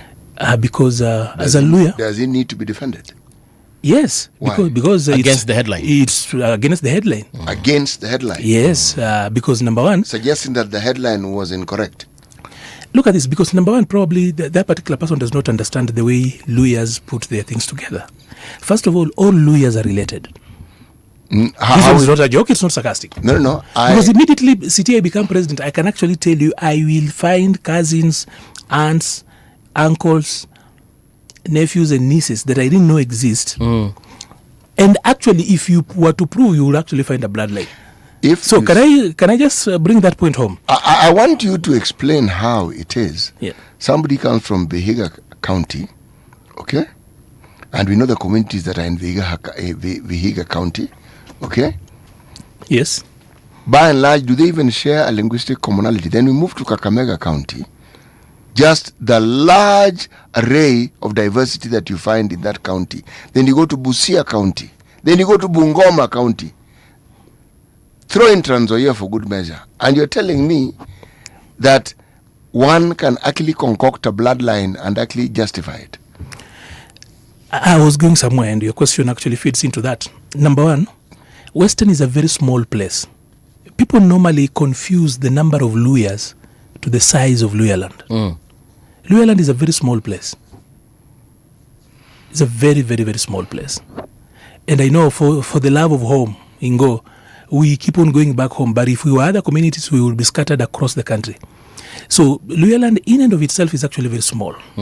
Nyanza is way bigger than Luyaland, even though Luyas are many. So we are confusing the numbers for the place. So that place is small, and you can actually drive across entire Western in less than 2 hours. You come from Mount Elgon and go all the way to Budalangi to Seaport. You can actually do that in a maximum, as in including saying hi to people on the road, in 2 hours. I'm talking about from Kapsokonya on Mount Elgon on the other side to the extreme end of Lake Victoria. Yeah. It's not a big place. From Vihiga to... from Mlolongo to Kitui alone. It's 3 hours. No, you guys are a continent. In Ukambani is a continent compared to Western Kenya. Western Kenya is a small patch. Ukambani is huge. Ukambani is a continent. I'm not even calling it a country. It's a continent. If you compare it, you border to understand that. Yes. So you from the other side in Taita Taveta, Tana River, Garissa, going all the way to Embu, Tharaka Nithi. That thing, Ukambani is a continent if you were to compare with Luyaland. They even border the coast, the border Masai. Yeah. They come all the way to Narok here. Yes. And then you are bordering Nairobi on this other end. So, and then, of course, Muranga and Nyeri. Yes, and Embu. So, we are not the same. So, do not confuse the number of Luyas and Luyaland. Luyaland is a very small place. All right. So, and that is where then it becomes so easy to have relatives across. But first of all, I even find it strange that the speaker would even do a demand letter. Because first of all, he's the senior most Luya leader. So he therefore is the father of everybody from that end. Even if he doesn't know even if he doesn't know them, the truth is that as the senior most, constitutionally, and for Luyas, you don't say this one is not my relative. He's more senior than Mudavadi. Definitely, he heads a constitutional arm of government. Which arm does Mudavadi lead? That office. Mudavadi is a ghost office. No, he has answered on he has said what I wanted to say. Mudavadi is actually a ghost worker because that particular office, the PCS office, doesn't make sense. It's one that you struggle to explain. Can you tell me exactly what he does? But he's also the CS for... Yes, for foreign affairs, makes sense. Okay. PCS, which you would want to use as in a matter of seniority, doesn't make sense. Nothing. Yeah, so So first of all, and by the way, when we do obituaries, if I look at that obituary, by the way, I looked at it, and I think whoever did it wanted social capital. I happen to have relatives both in Luyaland and Luoland, and I'll tell you that we can stretch. I can tell you for a fact that Prince Indah is my cousin, and I can justify. You can prove it. I can prove. I can give you, put it on graph. Yeah. You can give genealogical proof. And it will make sense. Yes. Okay. So that guy was doing it for social capital. Then, of course, there is the bit where I think all of us know that Tim Wanyonyi, that has never been a lie, that Tim Wanyonyi is the brother. Right? Yes. Everybody knows that. Hata wanafanana. Hata wanafanana. Hata sauti ni moja. That is obvious. So that for everybody will know. Juma Mkhwana, I think, was a teacher to some of us at some point. A very qualified gentleman. Extremely gentle. Whatever comes from a different place. Is actually very clear. Yeah. Yeah. So then you will find the inconsistencies. Like the person who brought up that claim for the first time is one of the people who ended up in that list. In that list, the MP for the former MP for Kiminini, Dr. Chris Wamalwa, I think protesting leaving Ford Kenya earlier this month. He said that Ford Kenya is a party of relatives and girlfriends, and he said he doesn't want to. And then he ended up in the list. That can actually tell you the absurdity of how the same man that was walking out in protest ended up by way of lineage, somebody akachora na akampata. That I'm telling you that in Western, it's so easy to actually find that you are related to so many other people. So I do not think that I know I am not Weta. Weta is a good lawyer. As a human being, he is shrewd, clever human being. But if I were him, which I am not, and I am the leader, I wouldn't go so far with prosecuting that case. Because it's like he's saying he's not relative to us. Who are his advisors? I do not know. As far as I know is that he has got very good counsel. Even in parliament where he works, if you are to meet Njoroge is an extremely clever human being. I don't know whether you've ever interacted with Njoroge. Njoroge, the clerk. The clerk is an extremely clever human being. When I talk about... I know Njoroge. So by the time a human being like Maliba tells you that one is clever, he's extremely clever. For you to pay somebody that compliment, that person must be exceptionally clever. But but you know that Njoroge is actually good. So Njoroge actually fits into it. I actually know Njoroge. Yeah. And I think he and Ishungo can compare notes because he also went to Alliance. Oh, they went to that school in Kikuyu. No wonder. So... my whole point is that it's a case that shouldn't actually have gotten out there fighting the media. And by the way, fighting the media has never really worked well for a lot of politicians at the caliber of the speaker. I know the speaker as a lawyer is actually extremely good. As a lawyer, Weta is the type that will look at a simple offense you do, and off his head he can actually calculate 17 offenses that you have done. A simple one. So... But I don't think that it is in his interest. Somebody to have survived in politics as long that as long, he has, yes, and on both sides, he must be bright. No, Wetang'ula the individual is extremely brilliant. A lot of people do not know that until you listen to him. If you are to listen and look at his writings and whatever he does, but I'm saying as a leader, I think for us, all Lui is actually related. If you look at that particular thing, of course, there are people from... so you are related to Mudavadi? I am so sure if I became president, there would be a link. At the moment when I am not, no one really... no one cares to actually find out that my great-grandmother and my... and who had a sister who was married. And ancestors, some probably... so that will not be there now until I am actually of consequence. Once I am of consequence, you can actually draw and it makes sense. Like, for example, I have got relatives literally in all the counties of Western Kenya. All. Including now in Nyanza. Okay. Actually, if one looks at your lineage, you're actually a Luo. Yes, that is a fact. And that's the problem that is in Mumias. So when you run for an office in Matungu, Mumias, Ugenya, and Ugunja, you do not ask people their tribe. Yeah. Because the Luyas who went to Siaya have been Luonized. They know that truth and no one reminds them. The Luos that ended up in Western Kenya, specifically in Mumias West and Matungu, they were Luyanized. And you do not remind them. They've not been there for 100 years or 200 years. Some of them have been there for 400 years. As in, that is their native land. Okay. So you don't get into it. That is politics you don't do on that particular border. And for as long as people have done those politics, they've lost elections. That's why you cannot tell David Ochieng that he's a Luya. Yeah. You can't. That is why if you are to tell people that Wanda is a Luya, they will stone you. They won't. Yeah. So that particular politics, that is where Mashemeji was born. The Mashemeji Dabi was born on that particular border. By the way, now it makes a lot of sense. It's even worse in Alego, where one part of Alego, Usonga, is purely Luya. That whole thing called Usonga, because you will find on the other side they have got a clan called Nyaugagi. If you go to the other side of the Luya land, they call it Nabukaki. Same people shared. They cannot even marry amongst themselves. Yes, and they share markets. Same people with the Samia.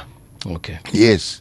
So people on both sides speak both languages. If you are to end up, for example, in Bungasi on the border of Ugunja and Mumias West, if you met a small kid, depending on the language you will use, that kid will answer you in that language. If you spoke in Luo and you are in Ungasi or Bungasi, because the Luo call it Ungasi, the Luyas call it Bungasi. If you are to speak to a child in Luo, that child atakujibu na Kiluo. Ukimwongelesha na Kiwanga, atakujibu na Kiwanga. That's just how fluid that place is. All right. On the issue of campaigns, these speakers campaigning, we were just talking about it. We said civil society has taken them to court, and now the court has barred them from campaigns until that matter is heard to the very end. But before all this, I mean, surely should speakers of the Senate and the National Assembly be doing this? You know, once the speaker campaigns on the ground and he sits, I know the seat of the chair in the House is presumed neutral. That is why anyone from the speaker's panel, it doesn't matter whether you are from Azimio, Kenya Kwanza, if you're in the speaker's panel and you are the one running show that day, you will not run it according to the party that brought you in the House. So that seat is sacred, that seat is sacrosanct, that seat is neutral. Yes. But you know, there is the leadership that comes with the person. So I actually concur with the courts that the speakers should sit away from that, because if there is polarization of a country, we will expect these individuals to stand in. When we're talking about what do we call that thing? The succession, the succession line. The line of succession, yes. So the continuity of government. So if the president is not there, you have got the deputy president. If the deputy president is not there, you have got the speaker of the National Assembly. So if this particular speaker already, for one reason or the other, appears to be... He's already partisan. He is already partisan. You will actually have a problem. We are not saying that we are headed there, but there's a reason why continuity of government as a principle is actually very, very important for those who actually deal in administration of state. So I think they should stay away from that. Yes. It's neither wise nor safe. It's a practice they can actually defend. I know somehow they've looked at the loopholes in the constitution and they can defend that. And the practice, sometimes the practice and the law are actually divorced, don't speak to each other. But I hold it that the speaker, out of goodwill and in respect of the principle of continuity of government, should stay away. But his Farouk Kibet, one of the presidential aides, has been campaigning for Wetang'ula to be the next president in 2032 after President Ruto. If Kenya, but Farouk is not the speaker. He's not the speaker. Yes, but he's been he's been traveling with the speaker everywhere he goes. That has been Farouk's pitch in Western. That's for Farouk to actually justify or whatever. But it's important to say that campaigns are hurtful. Campaigns wound. Campaigns leave everlasting scars. So for the person of the speaker to put their face and name to that particular process, especially when it turns out to be polarizing, it might not help at a time when we need the speaker, the wisdom of the speaker, to sit in. We need Solomonic wisdom from you. But whereas your head, your intent, and everything else checks out, your face might actually be associated with something else, hata tutakupatia audience. Yeah. So do you remember the tenure of Kenneth Marende? Yes. Yes, I do. That man distinguished himself as being one of the most neutral speakers you could actually ever have.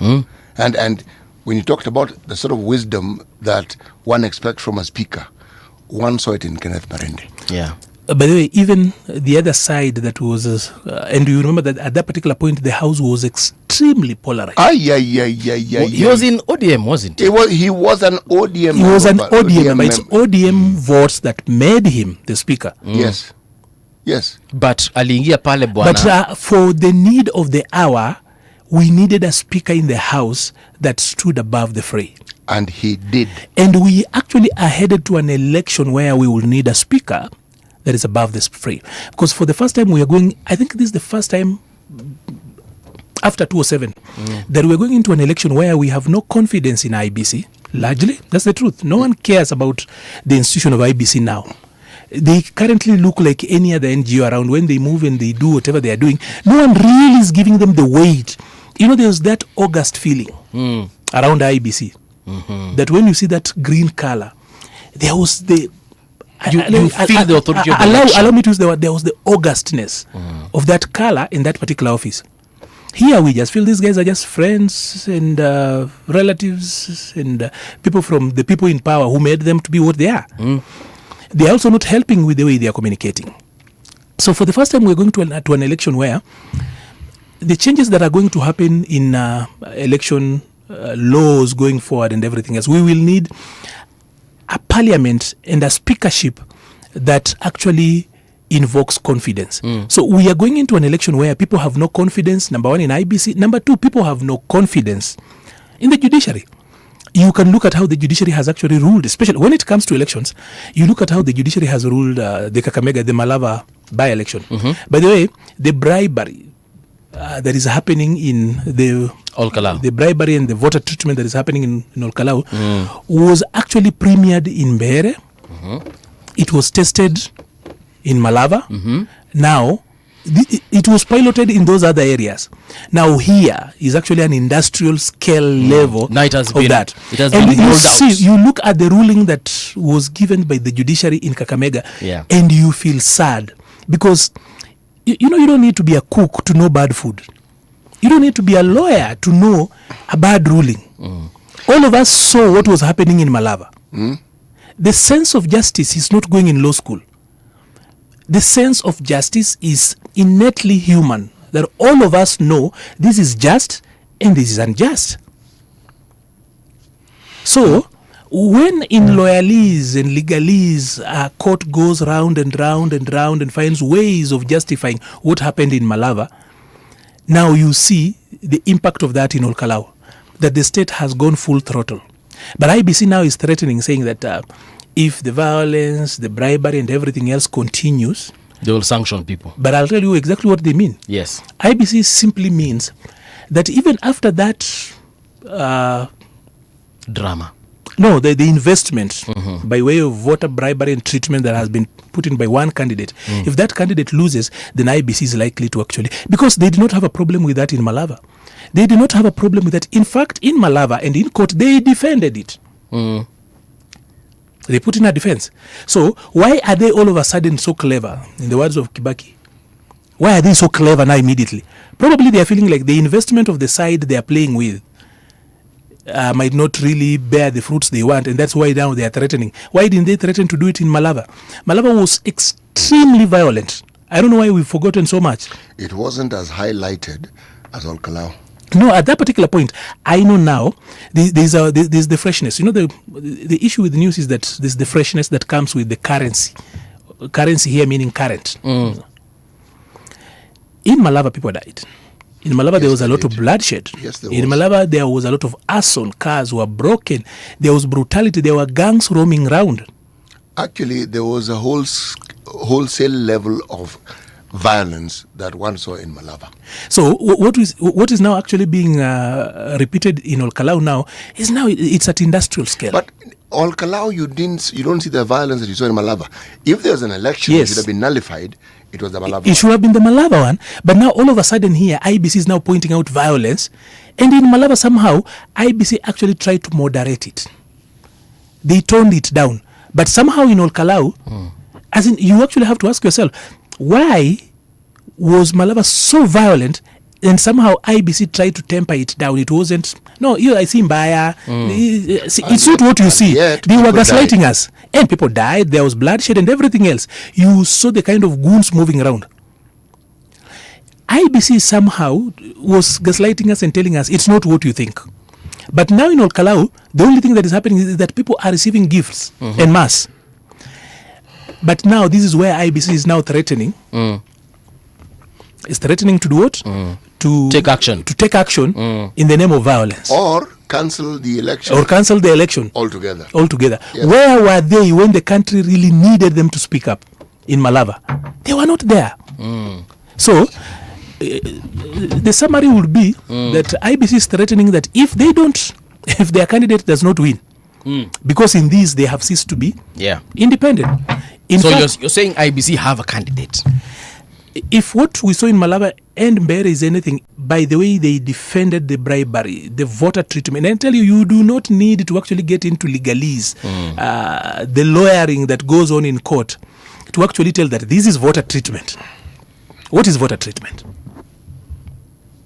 As in all of you guys, unless you want to actually tell me that Kenyans are dead from the neck upwards. Kenyans are everything but stupid.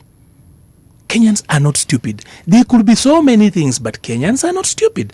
So you can't wake up in the morning and say that now as it is, Malava wasn't bad. We saw their tone. We saw what they said. They will not be telling you again that Mbere wasn't as bad. But now all of a sudden here, they are getting worried. Why are they getting worried? Anyway, like I said, we've not had a by-election before. So what you're saying is that they are doing this so that in case their candidate... That is the impression they are giving. Because explain to me as an individual why Malava was not... they didn't find it necessary to condemn the violence and give the same tone they are using now and the wording. Because IBC is an institution. There should be a template. If there was an election that should have been cancelled, it was the Malava one. Because everything that was in Mbere was in Malava. Everything that we are seeing on a smaller scale in Ol Kalou was in Malava. And then Malava added their own little twist and localized violence. It was extreme. It was not. It was extreme violence. Garden variety violence. It was extreme violence. What is garden variety violence? Slap. So we didn't see the same wording. IBC should have a template because it's an institution. IBC cannot have a tone that is area specific. There should be a template that if this is violence, because we all know that they are working from the law. So that law cannot be extremely sensitive when it comes to Ol Kalou. Okay. But somehow when it comes to Kakamega, you damp down the feelings. If I may give an analogy, everyone who is interested in football and everyone who is not interested in football can see the arguments that are being brought forward about the unfairness of some certain refereeing, some decisions which were made. Yes, especially when some teams are playing. No, especially when African teams are playing. Forget the story of other teams. It's just African teams. Okay? It's pure and simple. The reason why IBC exists is to ensure that we have free and fair elections. Okay? The reason why we flag bribery, we flag inducement, whatever else you want to call it, is because it removes the fairness element out of that election. When you throw in violence, now you've dismantled that completely. That's not an election now. Completely. In fact, it ceases to be what you would call an election, because for an election to be an election, there must be that freedom and that fairness. Meaning it's a competition that must be allowed to be determined by the voters. But the moment there's a bribery, you've already interfered with that equation. The moment there's violence and bribery, you've dismantled it completely. It doesn't exist. So, again, IBC isn't refereeing properly. They're actually not. Remember, this is a new commission that was sworn in. We have a new, whatever else is new. But what we were doing with these by-elections, whether it was at the level of the county assembly or members of parliament, we were trying to see what this IEBC could do. And now they're telling us what they also cannot do. This is the problem. If we are seeing this disparity, the IEBC is already casting aspersion on itself long before the general election. Now you tell me. Actually, and Arnold is right. There's a question to ask. From how IEBC conducted the election in Malava, in Mbeere, the way it's actually behaving in Ol Kalou, let's just use those three. Do you have confidence that they can handle the general election, a charged general election like 2027? As an individual, Mbuvi, do you have confidence? I honestly don't. Yeah. So we are calling them out because the way they are doing things, they are casting aspersions on their own conduct, in the words of City, for example. Yes. Because the things that have happened so far, we would expect IEBC to stand out. But then somebody asked me yesterday, when I was preparing for this show, I had a chat with people in a group, and somebody asked me that you do not bite the hand that feeds you. And that probably IEBC is just trying to tell us who gave them their job. And that they have forgotten that they are professionals, people who are actually educated, all of them with credentials. Yes. And that there is a constitutional mandate to the job they should be doing. But somehow it appears that there is this obsession with trying to appease. Somehow we have got a very rude IEBC now, all of a sudden. I just want to tell you that you have never seen, extremely rude. They are busy telling off political parties. They have refused, like the speakers of both houses, they have refused to actually be professional and know their place. They just need to be professional and do their job.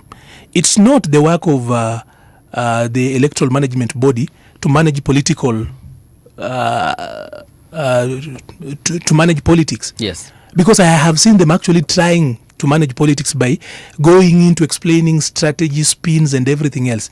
We have got a very strange IEBC. If you look at their communication, I have never seen an IEBC that tries to manage politics through political communication. And even by the way they actually are doing things. Yes. There is a language that is not just acceptable. And if you are to sieve and even do a comparison of one of those most fought IEBCs like Chebukati's, you will realize that whatever we have today is the type that you actually have to pray before you kuna ile gari ukianza kupanda unaamba Mungu nisaidie tufike salama. This is the kind of vehicle, this IEBC that we have is that kind of vehicle. Sababu dereva na gari yenyewe kuna vile kwanza tu gari yetu achana na dereva.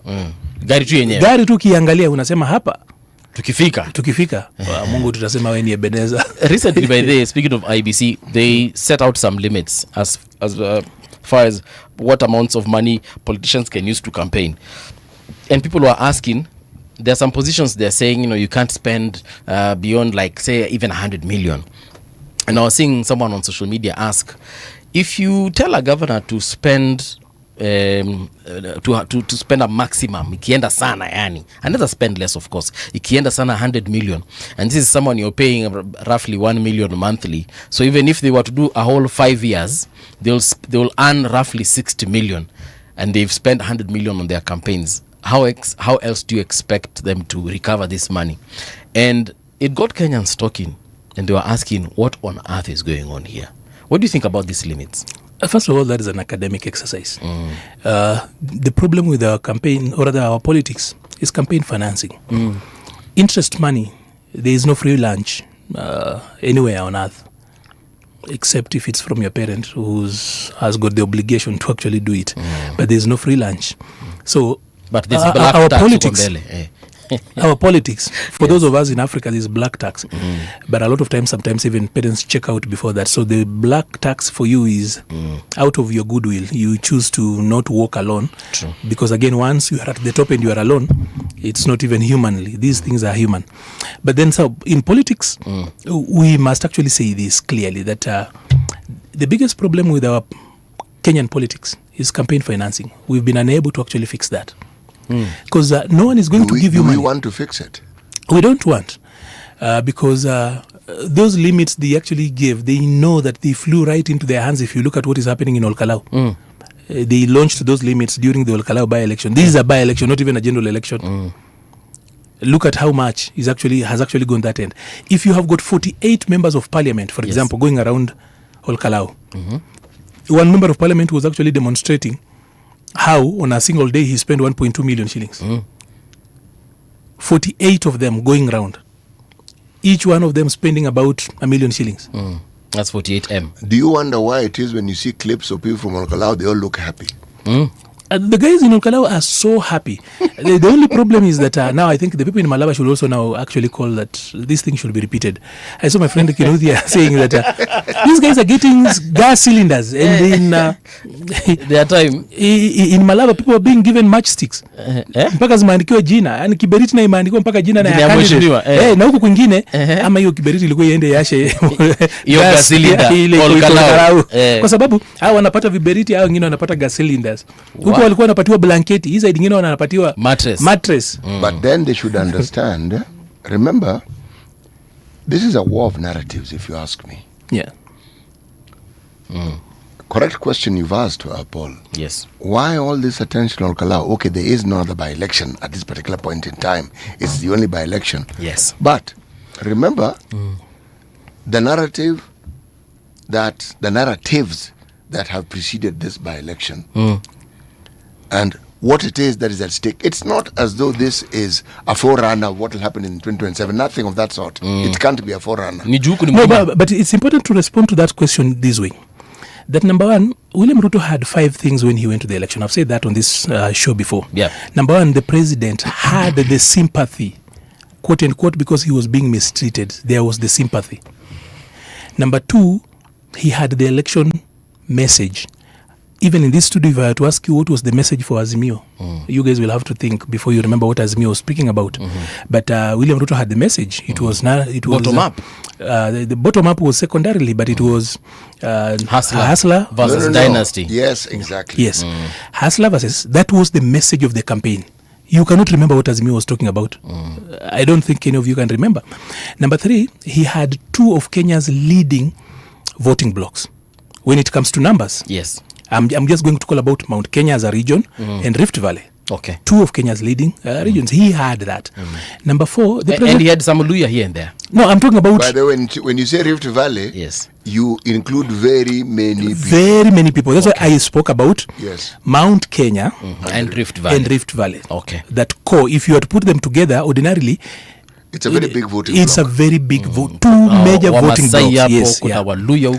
So he had those 2 on his side, on his plate. He also had a lot of money. We didn't know where the money was coming from, but then of course the Fafi MP eventually told us where the money was coming from. Then number 5, he had Moses Wetang'ula.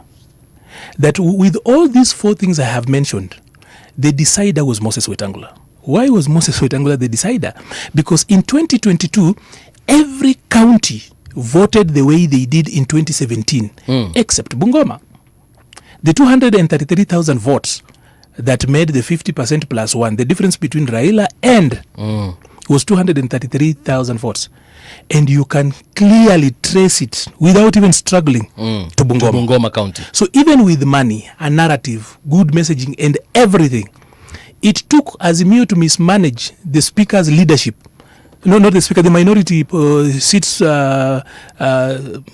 the Senate, where Weta was talking about it's going to be messy, there will be casualties. Indeed, there were casualties. That was the changing thing. So the 5 things. So today, why Ol Kalou is important is because it tests one thing. Does William Ruto still have one? Almost half of his votes came from Mount Kenya, by the way. Whether you call it 47, 42, whatever you want to call it.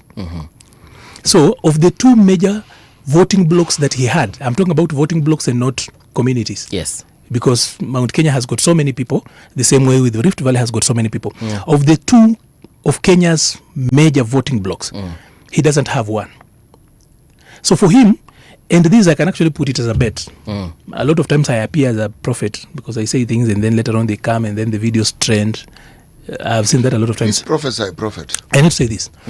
If William Ruto wins in Ol Kalou, he will win the presidency. Why? If he loses in Ol Kalou, he will lose the presidency. He will lose the presidency. That is a bet I can actually put it on the table here. Why? So why? Definitively. Definitively because I am now old when it comes to numbers. I could be young, yes, but then when it comes to practiced politics, been around in the back end for a very long time. And a lot of what I've said before, because simple thing, in 2027, no one, and I want to repeat that, no one can win the presidency without the vote of Mount Kenya. Until 2032, that is the first time Luyas will be at par and slightly more officially than the Mount Kenya vote. So if you are able to put the Western Kenya vote together in one block in 2032, that plus any other of top 5 voting blocks, because we normally want to run away from that, but then there's the real politics. That is when you can win. But in 2027, without the Mount Kenya voting block, you will not become president. Unfortunately, that's just as cold as it is. Arnold, just pause for a second. Yes. Without the Mount Kenya voting block, what do you mean? Let me explain what I mean. Yeah. By asking, what do you mean? Yeah. So you're assuming which other votes will this presidential candidate has? What does he need to have cornered in order to have the Mount Kenya vote, or is he starting with the Mount Kenya vote and having started with it? You have to start with capital, the seed. The seed capital in numbers has to be at least Kenya. Now, let me flip it. Kenya has got about, initially we will talk about 47 tribes. I'm talking about tribes deliberately because I know people want to frown from that. Even Nairobi, that pretends to become, to be national, still doesn't vote nationally. Nope. Nairobi pretends to be what it's not. If your community cannot win at least 2 MCAs in a constituency, unless you have got extreme money and you are an outlier, you cannot win an MP's position in Nairobi. So Nairobi pretends to be what it's not. So let's talk about this. Whether we are 55 communities or we are 47, 89% of Kenya's population is made just by 10 communities. 10 make 89%. So when you hear people, especially those guys in state house, talking about the tyranny of small numbers, that is therapy. It's not strategy. Those are things they tell themselves to feel good. Because you win the election in top 10. But that election, first of all, is rigged in top 5. That if you can get 1 and 2 or 1 and 3 together, you have got half the required votes. Then now unajaza na hizi zingine zote. So when you hear them talking about tyranny of small numbers, I call it therapy. The things you tell yourself to feel good. Because the remaining 30-something tribes only constitute 11% of the population. So let no one lie to you that somehow there is a tyranny of small numbers. It will not work. So the election in 2027 will still be fought through the old framework that has determined our election until 2032, when in 2029 we have got the census, and from the projections we will have 2 parallel bulls now at the top. You are assuming that the censuses we've had have all been accurate and they have represented the reality. I have used the word formally because there's a time when even if you are to manage, now numbers overwhelm you and parity occurs. That's why I use the word formally. Okay. So from where I sit, not from where I sit, but this is the fact. In 2027, without wherever Mount Kenya will vote in 2027, that is where the presidency will be. Unfortunately or fortunately, depending on what side you are. Yeah. Tuchukue break kidogo, tuingie kwenye news. When we return, of course, conversation continues right here on the People's Breakfast.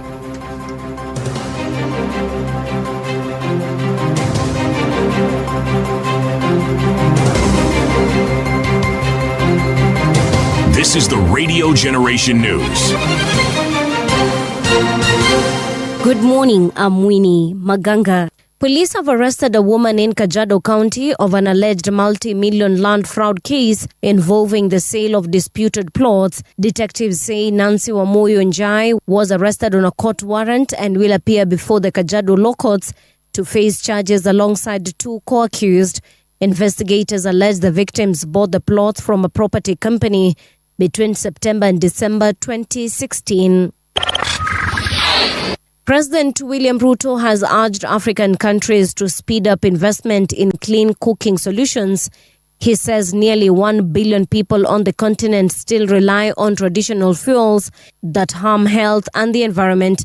Speaking during a virtual high-level meeting, Ruto said stronger partnerships and faster action are needed to ensure universal access to clean cooking before the Sustainable Development Goals deadline. In Kenya, we have made clean cooking a national development priority. Through our Kenya National Cooking Transition Strategy, we have set the goal of achieving universal access by 2028. But ambition alone is not enough. It must be backed by investment, and achieving universal household access in Kenya will require close to $400 million, alongside a further $600 million to transition our institutions to clean cooking. Cooperatives and MSMEs Principal Secretary Susan Mangeni says 96% of young people mentored under the Nyota program have started businesses. She says the government is tracking their progress through Pochi la Biashara wallets to monitor business activity. The government is today set to launch phase 2 of the World Bank-funded Youth Empowerment Program, targeting 50,000 young entrepreneurs in 27 counties. This has really made us start thinking big about them and seeing what else do we need to do to them, and probably opening up more opportunities to take in as many as we can. Contrary to what people thought, many people thought that these young people will not make use of these opportunities. Well, people thought they'll get this money, they're going, and quote in quote, because I don't like using what people were saying. People are doubting us. Are you sure? Yes, but these young people have proven us otherwise. Kenya Ports Authority Managing Director Captain William Ruto has defended the 8.3 billion shillings Port Road project. He says it will improve access between the KPA headquarters and the new container terminal. He says the project also includes land reclamation and other supporting works, while a newly launched digital system will boost vessel monitoring, communication and oil spill detection. It also involves the wall retention. You see, the road is passing close to the oil terminal, and the oil storage farms at KPC. So you build a 265 retention wall. That is not that easy. You have also the relocation of the power line that comes into the port. You cut that hill of Kipevu, you relocate the power line, you relocate the fiber cable, you relocate the water pipelines. So it is not something that, and also it involves also, there's a ramp also, because there's a road coming from Gate 18 and you connect to that road. And that's the truth on Radio Generation. Good morning, I'm Winnie Maganga.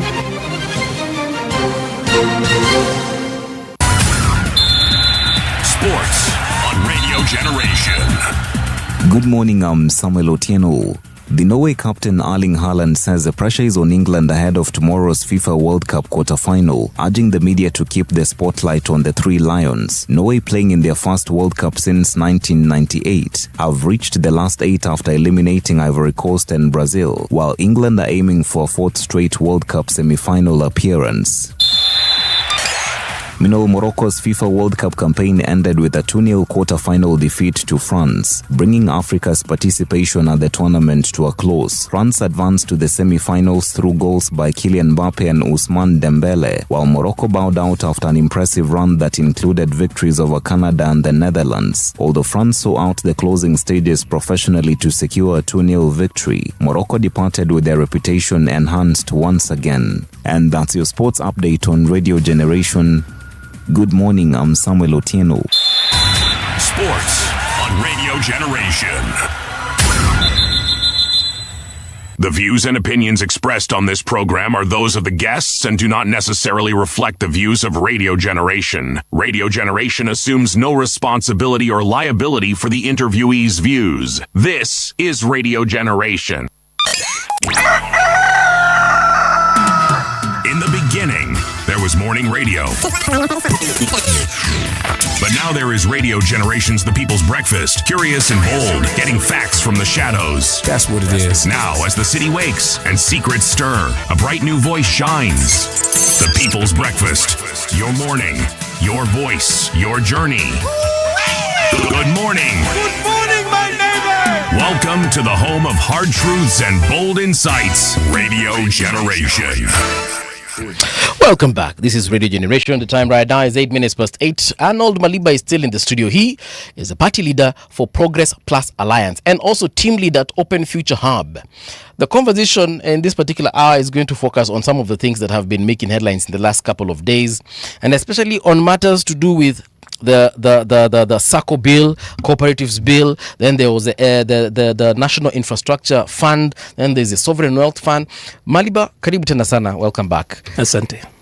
The last time you were here, we were talking about the National Infrastructure Fund. But before we get back to that one, because I have questions on it, let's talk about the 2,000 shillings inspection fee that was supposed to be paid to NTSA. I saw what you wrote on your Facebook profile, and you were trying to say that the government needs some money urgently, hence why NTSA was coming to inspect our vehicles. What exactly did you mean by that? Because I still consider myself an ancient of state administration.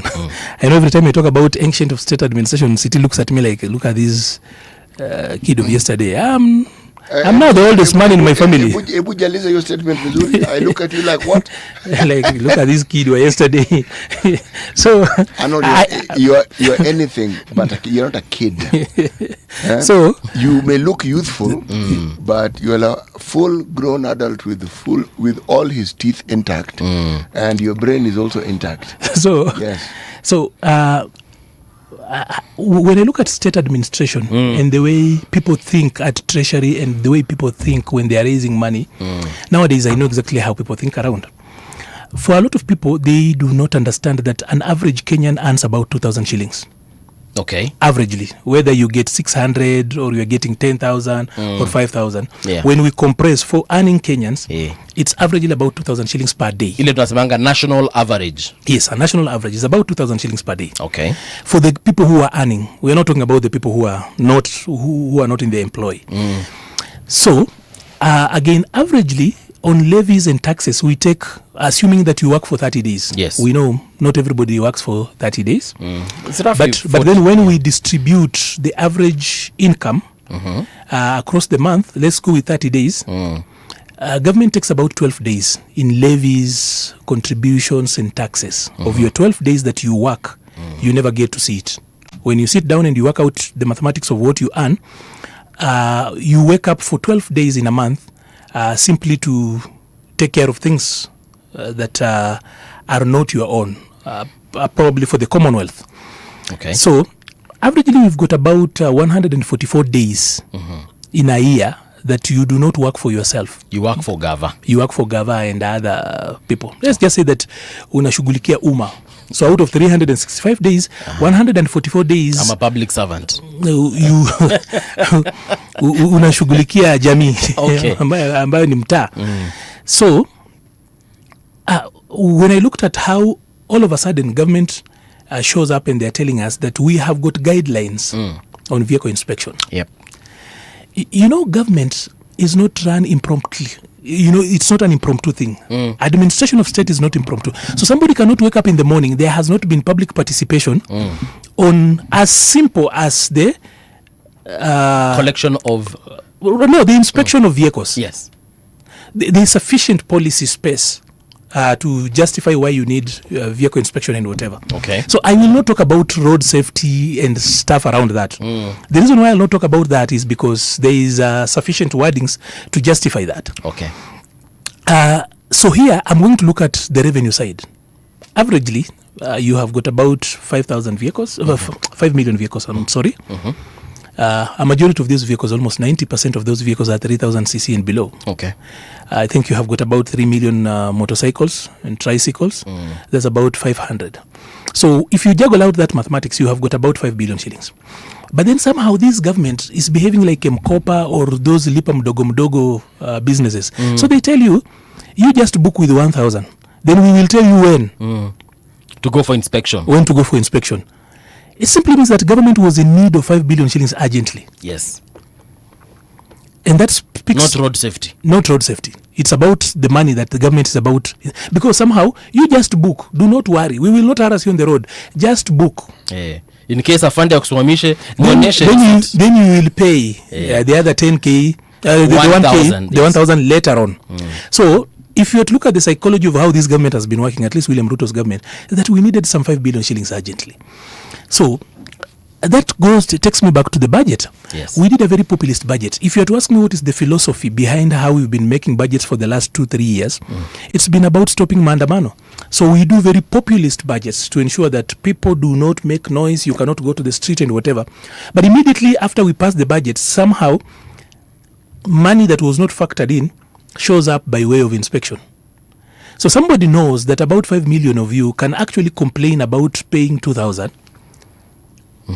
But mutalipa because the inconvenience. You know, the middle class, somebody calls them the middle class, can complain, but you can part with 2,000 after you realize that I have to go to work. The alternative scenario is more expensive. So if I'm going to pay 20,000 shillings for not taking the vehicle for inspection, so why not? Let me part with 2,000. 2,000, and then you've also been given the flexibility. Somehow government is collecting taxes with a lot of flexibility. This is the first time you've seen government actually, a government levy that is actually negotiated. That you just pay 1,000. When's the last time you actually went and paid that? But then on the other side also, if you have got about 5 million vehicles, and everyone is paying 50 shillings convenience fees on e-citizen, that is about 400 million. So there are many ways of looking at it, but as a state administration person, I'll tell you one thing. Number one, somebody somewhere had an idea. We've comped all the money from the economy. Now, where else do we get the money? We know the easier part. If there is one sector that makes this government very angry, it's the informal sector. We have got about 18 million people working in the informal sector. Those people make money. You can see that there is money. You go to Eastlands, you go to slums, there is money that moves there. The Kadogo economy there moves so well. But somehow you can't touch that money. So we've tried to go around, and it's impossible to formalize the informal sector, at least without political consequences. So now we are combing out money from wherever. So like I've just told you that generally out of the 365 days that you put to work, 144 does not go to you. Okay. Ends up with somebody else. We're talking about averages. So what somebody did somewhere, someplace, a clever man somewhere in Treasury or wherever, or probably at in State House or UDA, they just decided that you've been paying 100, we've been taking from you 144 days of your working days in a year. If we took one more day and make it 145 days of your working days in a year, it's not so bad. You will not even realize. And then we will make even payment flexible. That unalipa serikali mdogo mdogo. How do you pay government levies mdogo mdogo? It never makes sense. You are either paying all of it or you are not paying. So they've taken up that. I think that this money was supposed to augment a tax that was dropped somewhere. But the easiest, the lame duck, the people that are sitting straight, easier to milk, the cows that can't run away, the low-hanging fruits, are always the middle class. You know, Andrew, you actually can grow the informal sector. You can actually tax it. No, you can. You can actually even formalize it. And I said, without political consequences. Actually, how do you have political consequences if you grow that economy? Because the way you actually formalize it is if you grow it. Now, so where will the political consequences be? The political consequences here are such that that there is money. And economists know, government knows that there is serious money in the informal sector. That grey economy has money. You who has a pay slip, and these people who run around town, Gikomba and elsewhere, they are not in the mainstream business 100%, and they are also not out, they are not jobless. When you have got a child in school, you realize that for you, you wait at the end of the month to get money to pay fees and do that. Somehow, how na wewe, you don't go through the same way. They found ways of living around. But then we are not willing to invest in that sector. As a government, we don't want to invest in that sector. Why? Because when you invest in a sector that you don't get money directly and kickbacks coming back to you, we are kickback-oriented political class. I see what you mean. You are actually saying that given our practice, yes, and the way we go about government assistance, yes, there is that. So today, when you take things to Ol Kalou, there is a direct benefit that you expect shortly. Not even in 30 days, they are expecting, government has invested so much, or rather the administration of the day has invested so much, they expect to reap on 16th. Next week on Thursday, they expect a return. But every time you give money into government, you hope that it will work. Yeah. You hope that you will get the service. So for the informal sector, if the political class does not have a way of getting the money directly, they are reluctant. They cannot see. Not get. They have to see how they are going to get money first. So if you cannot make turn policy into capital, you don't see sense. It's a pity. Why I'm saying it's a pity is because it was in the late 90s when the World Bank and their ilk had determined that what we're calling the informal sector, they called the hidden economy. They had actually predicted we were going to collapse as an economy. They had done their maths, whatever juju arithmetic they do, they did it. And they came to a conclusion that we're among the countries that were going to flip over and actually just die. Yeah. Okay? Why? Because of X, Y, Z, and then there's this hidden economy. What they didn't understand from this hidden economy, because truly it was hidden, but not to us, it was to them. What this was the engine. They just didn't see it. And they also didn't see that they had energized this particular sector of the economy by forcing upon the government of the time some voluntary scheme for, should we say, retirement. There was a term that was used then called the golden handshake. Yes. Where people are retiring at 40. Somebody who has been trained, has the education, retires at 40. What do you think this person is going to do? That's a sector they head towards. But because previously it was assumed people who are not very educated, people who didn't have many options are the ones who went there. The moment you have educated, well-informed people who even have skills into that economy, you've actually injected something that economy didn't have. Yeah. So it will be hidden to you, but it'll be very vibrant, far more vibrant than you even anticipated. So the grey economy or the informal sector is the biggest employer since 1992. The word grey simply means grey. It's impossible, it's impenetrable. We are not, for obvious reasons that we've explained here, willing to invest in it and formalize it. But it also has got consequences. And I'll give you a very quick reminder here that on the day when the Matatu guys got angry, forget how it was managed. Yes. They got angry and... with all due respect. Yeah, with all due respect, they got angry. You realize that the entire economy collapsed on that day. It ground to a halt. Yes. Did it? Yes. Did it really? Look at this. You did not need... There was no political leader stopping people from going to town. There was no. But employees nowadays, of course, after COVID-19, we now have got the concept of working from home and whatever. But still, our economy is largely... The people in the service sector, specifically those that do not require physical show-up, are not as big as you think. So when you call somebody and they tell them working from home, those are few guys in government, a little bit of civil society. But the rest of us that run this economy... The grey economy. Grey economy...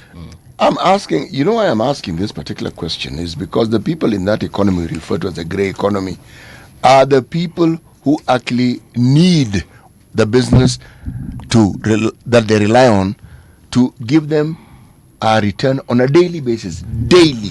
And that's why you see those folks, the ones that we are talking about, couldn't get to work. And then let's not forget, there was some aura of fear. So you could want to go to your formal, work, which is probably look at this, guys. A few minutes away, but what city does not get is that these guys sacrificed their money for the day to make a political statement or whatever statement. They ended up on the table. And city knows that you can actually even go to the demonstrations every single day for a month and you don't get presidential audience. Even seeing a PS and a CS is not possible. And I'm talking about demonstrations of consequence. Yes. So is the demonstration ndogo kuchini. Teachers, doctors, yes, nurses. And you don't even get to. So these guys do a demonstration for a single day. Yes. By that evening, we saw CSS and PSS sweating and speaking in a language and being told off by people who you do not expect. With all due respect. With all due respect. So, and shortly, everybody has actually intervened. But during that particular time, they have affected so many other people. They even met the president in Mombasa. The president came from abroad rightly, and they were flown to Mombasa to go meet him. So when I talk about the consequences that come with when you try to overreach in the grey economy, that is just a demonstration of what the grey economy guys can do. Na hii ilikuanga tu watu wa matatu pekee. Yes. And any politician that has got a hand or rather has got some foot in the grey economy somehow is a politician you cannot ignore. What I'm talking about, Arnold, is this. This has been done before. The transport industry putting their foot down and saying this is what they're going to do or not do. The fundamental difference with this one is that the public supported their move. In the absence of the public support, it wouldn't have worked. In the Kibaki era, they tried a similar move when they were being told, we'd like you to streamline A, B, C, D. We want you to do but A, B, at that C, particular D. point, the masses supported government. And you have forgotten that we were singing. Actually, seatbelts, governors. Actually, I haven't forgotten. You are augmenting my point.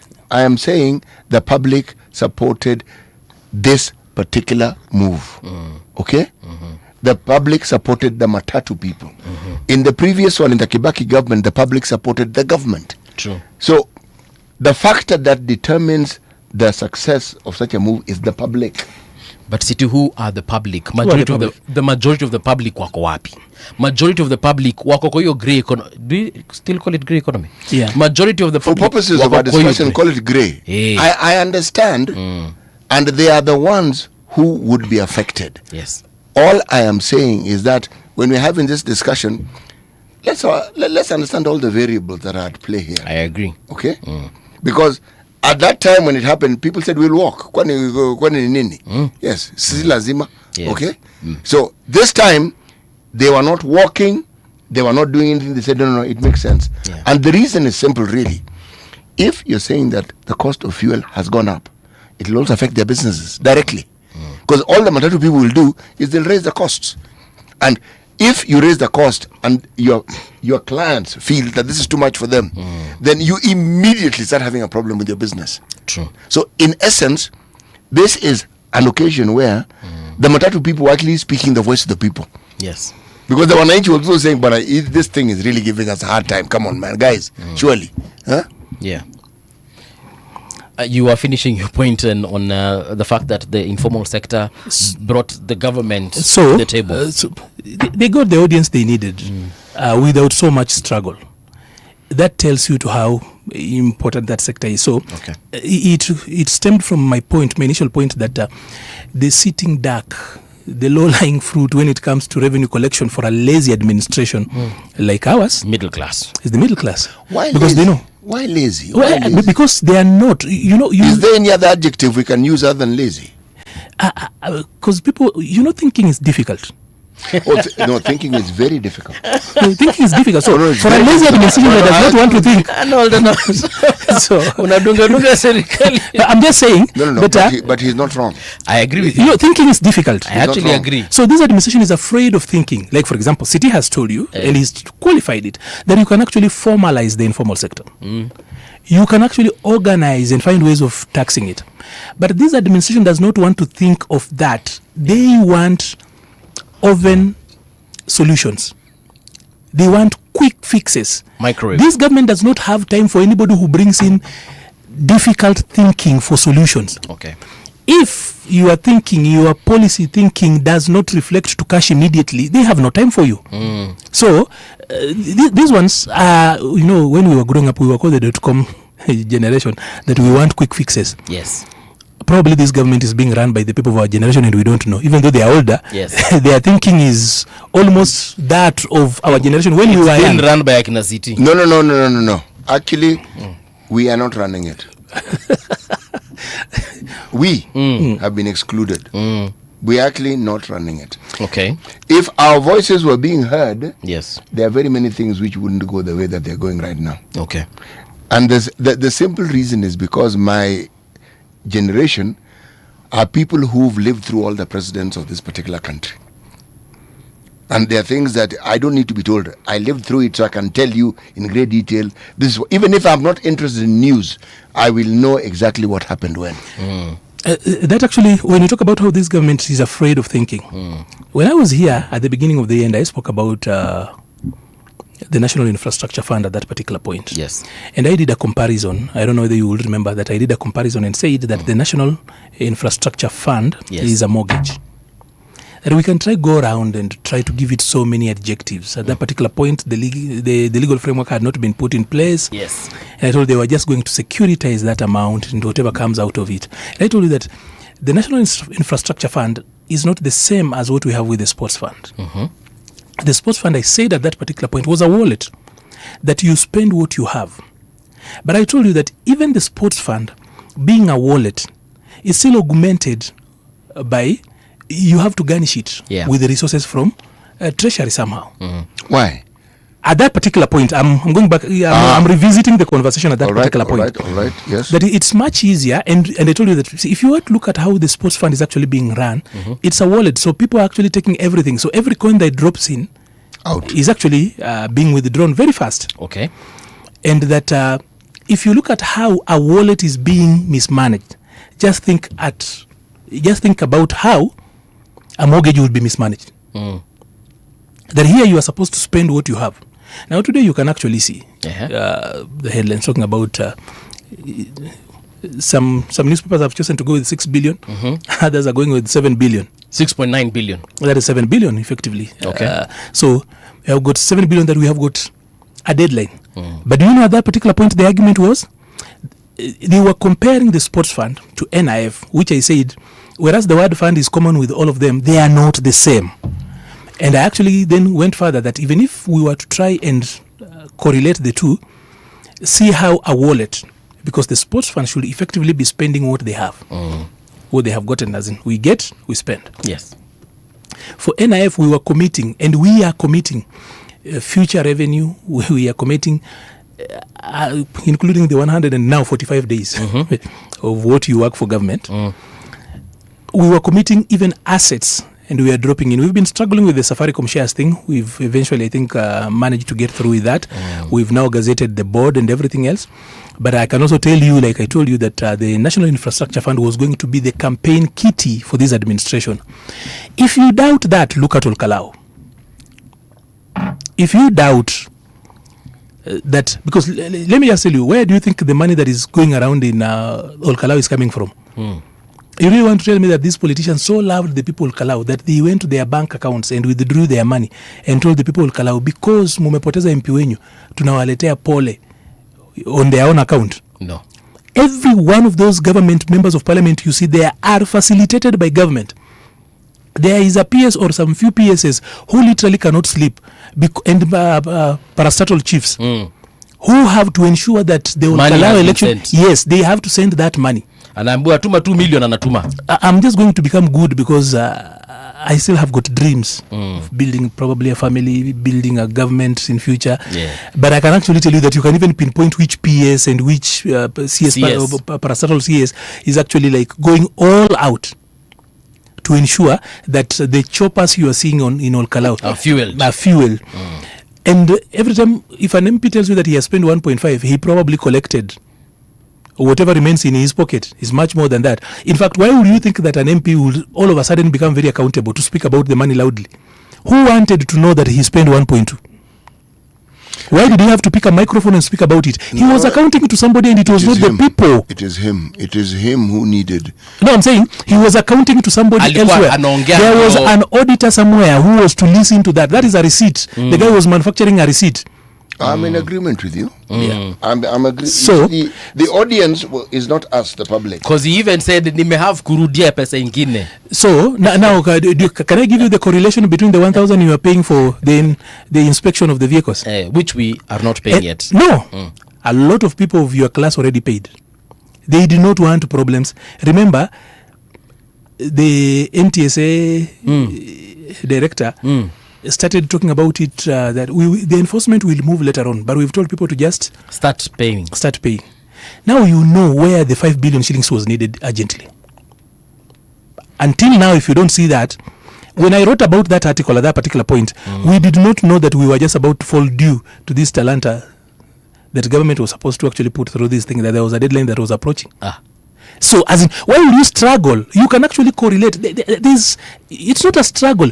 The 5 billion shillings we've collected from what you people, all of you guys who are afraid to be stopped by the police and be inconvenienced, the 1,000 shillings, just pay the 1,000 shillings and then the others tutakupatia debt and then utamalizia. Somebody wanted money urgently. When I wrote that particular bit, we did not have this, but now we have got a 7 billion shillings, and I did not factor in the 5 billion shillings I spoke about was for vehicles only. That is the 1,000. If you work by 1,000, I did not factor in the motorcycles, which are about 3 million. So you can actually tell where that money was needed urgently. Somebody knew. You can correlate that people in Treasury wanted money urgently. It wasn't in the budgets, but it was coming. It was going to fall due. And according to you, ni pesa ya Ol Kalou. Wachana pesa ya Ol Kalou. I'm talking about pesa ya kwenda kulipa hii nini? Talanta Stadium. Hii yenye we are supposed to pay. Initially, when I wrote about somebody somewhere in government needs 5 billion shillings urgently, we didn't have the news about Talanta Stadium. The Talanta Stadium and 5 billion shillings that is actually due. But do you know how it was sold at that particular point?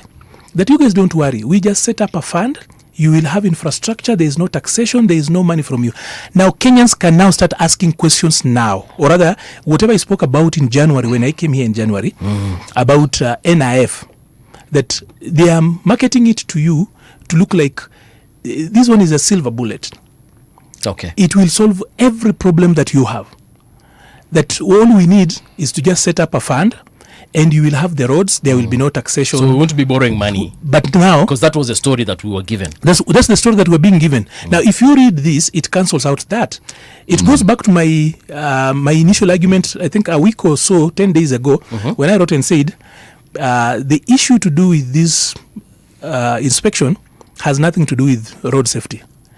Somebody somewhere needs 5 billion shillings urgently. We, of course, didn't have the numbers correctly, but you can actually tell that somehow government needs that money urgently. Because tell me exactly where are we going to get this? And you've been told even by the president himself going around that you do not need, we will not take your money. You see how we have built Talanta Stadium without your money. Isn't that the language he's been using? Am I probably the only one? No. Hasn't that been the language that we have built a huge stadium without your money? That is the president speaking. Now that headline is one he cannot speak to, and I can confidently tell you that the urgent 5 billion shillings we needed, it's about liquidity. You know something, Arnold. What politicians say have a tendency of being very far removed from the reality. If you securitized, what you're securitizing is our money. So it cannot be said that our money is not being used. But it has been said. Yes. I hope you, on that we are. I'm cognizant of that, but let me bring this discussion back to why it is, and this is a question I had asked in an earlier hour, and I'm asking you now. Why do we make our politics front and center of everything that we do in this country? Why do we make our politics front and center? Because we're doing it now, and yet we have issues that bedevil us on a daily basis, and things which, if they're not checked or attended to, will bring us more problem. We have a problem with goons. Politics. We have a problem with gangs. Yes. We have a problem with a youthful population. Politics. Direct correlation. We have a problem with young people who don't really have anything to do, but more importantly, and more crucial, they don't seem to have hope. And that is why they will take whatever comes their way, so long as they feel they can eke a living, if only for a day. Now, a people whose thinking in its entirety is focused on a day, that's a dangerous lot of people. Because it means these are people who don't have hope. Hope is what is nestled in the future. Yeah. This can happen, this can happen. But if the discussion is derived, if the discussion doesn't have the element of hope, and what we are seeing is one of what the term is actually hopelessness. then when we talk about problems, we really have a serious problem on our hands. Yeah. I do not think that as a country we have got a gun problem. We don't. Oh. Sorry, come again? You don't think? As a country, we have got a gun problem. We don't have a gun problem. What do we have instead? And there are no guns in this country. But we have been seeing them. We have headlines about them. I want him to... He's going somewhere with this. Let's hear him out. That is an auxiliary, formal, or rather, an auxiliary police unit. We just call them because probably it's a special unit that we don't know. We do not have a correct name. But I do not call them goons. So we, the people, the masses and the media must actually define a problem. If you read the book Ordinary Men by I think somebody called Chris Browning, it talks about, it was called Reserve Police Battalion 101. The unit that was that worked so hard to kill the Jews during the Holocaust. The Holocaust. The reason why the headline Christopher Browning calls it Ordinary Men is because it was a unit that people did not look at with fear. I would call it was a group of goons because it had what you would call weaker men, middle-aged men, people that were wounded, but it was a very efficient unit in exterminating. These were not the special units like the SS. You know, when you speak about during the Second World War, Hitler's world, there are a lot of units that you talk about. Not the specialized SS. Gestapo, SS. SS, no. This was the most efficient unit there was a unit I would call goons. It's called... You're talking about the brown shirts? I'm talking about Reserve Police yes, Battalion 101. I've gone back to the Hitler. Yes. You're talking about the brown shirts. The brown shirts. Yes, because... Ordinary men. That's why Christopher Browning, when he writes about it, he calls it Ordinary Men. Even the title of the book is Ordinary Men.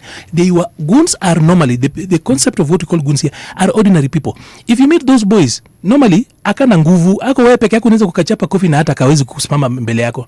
It's ordinary people that are just collected together and with the psyche of the group mnaambiwa mnapatiwa assignment ya kufanya. Look at those boys. Mbuvi. None of those boys, if you are given them hata ukipatiwa tuwili combined, namaliza hiyo utasumbukana nao. But sasa unajua these are the ones, number one, wako na cover, the official cover of the state. Because a lot of times when they are doing that, there is a police presence around, or the police are looking away from what they are supposed to be doing. That's why I insist, as a country we do not have a goon problem. This goon is actually a unit of the state. Arnold, you're referring to people we see in the city of Nairobi. How do you explain all these young men who are attached to political people throughout the country? And there's no part of the country that doesn't have. That is a subunit. We will call it a Sangwenya problem. I can't call it a subunit because long before we started seeing the problems we're seeing in Nairobi with regards to this 25th of June, that's where we started seeing these young men alongside. You are not seeing it earlier on. No. My reference is what you are saying. I am saying young people who aligned themselves to politicians to do their bidding have existed from time immemorial. Yes. Okay? Men in black. Yes. They have and call them even the names. These people are not auxiliaries of the government, were they? In security practice, there's something called the informalization of the coercive power. The violence, the monopoly violence that government has is what I would call the people's violence. That individually we are capable of violence. But if we take our violence and give it to a legitimate holder, then they can exercise that violence on our behalf for our own security. So the state ordinarily should have, when it's about the balance of fire, the state should actually have the monopoly of that particular violence. Yes? They do have it. They do have it. In absolute terms, the state has got the monopoly of violence. But they even have the legitimacy of violence. But in administering that, what I would call the people's violence, sometimes for political reasons and other reasons altogether, the state requires deniability. Hence the brown shirts. So hence you bring in what I would call the ordinary men. This is where then now Reserve Police Battalion 101 comes in. So that is what this particular administration is overplaying. All administrations in the past have used it. Sometimes in administering security, the state has been faced with a place where what wasiojulikana, you hear that. In Tanzania, you hear about unknown men. In Uganda, you hear that. In this country, that is the oldest. It looks like everybody else copies from us. They only just scale up. So you've heard about what wasiojulikana for years. When I was growing up, I would hear what wasiojulikana. But the way they do it, you can actually tell. Let me ask. A former police spokesperson who was on TV the other day, and he was they were discussing about abductions. And then I discovered a very funny thing. That he started asking the young man who had been abducted, who are the people that abducted you?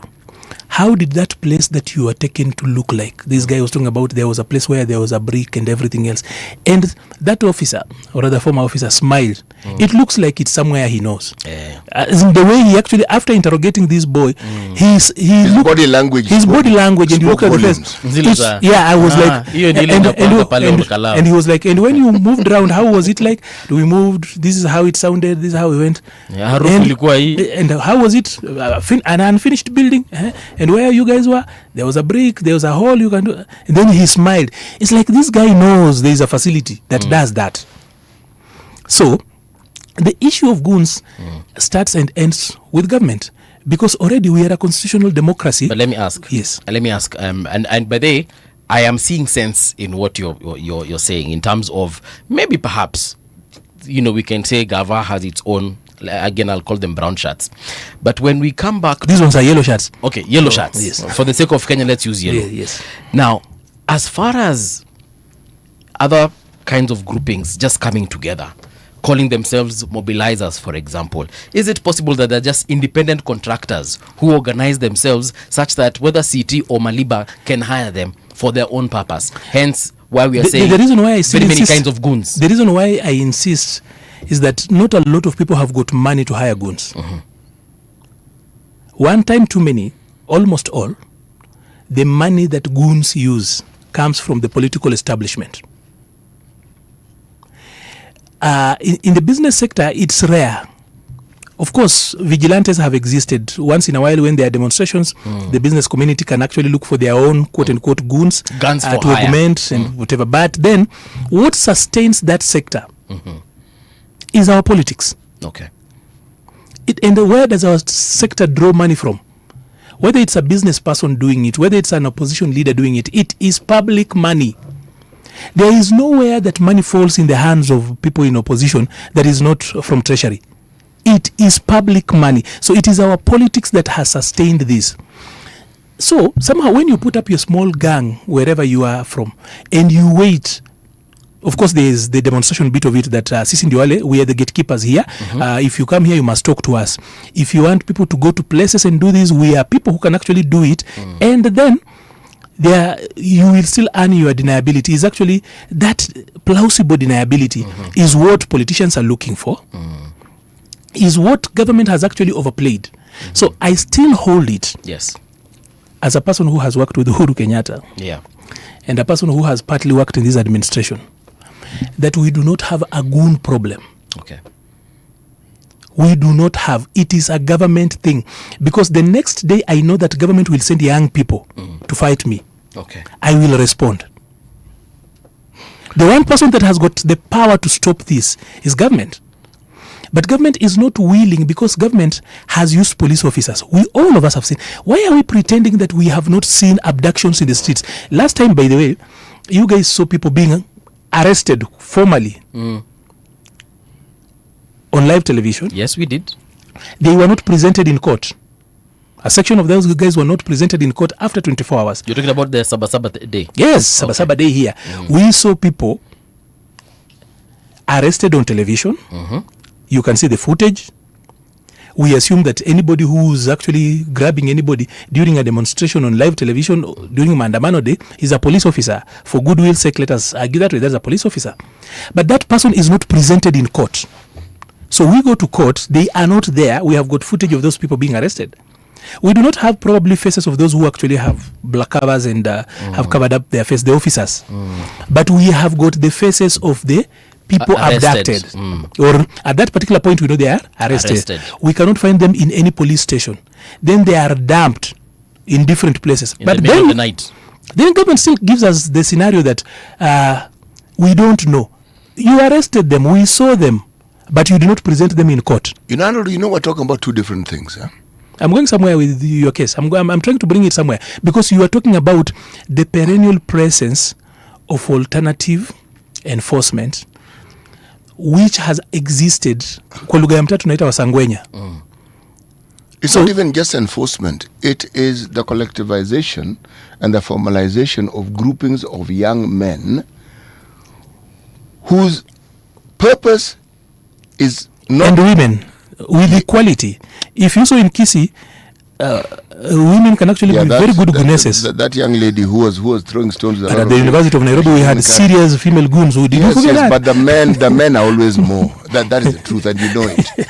The men are always more. The point is, if we are told by DCI and we're told by those who do their polling and research, socially based research, that there are over 300 gangs and they're mostly found in informal settlements and places like that. These groups, what do? They extort, they steal.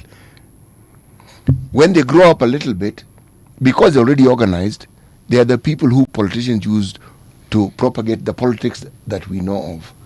Where is the hand of government in this? The hand of where the hand of government where is the government? I'll show you. In this? I'll show you. Where is the hand of government when you talk about Congo by force?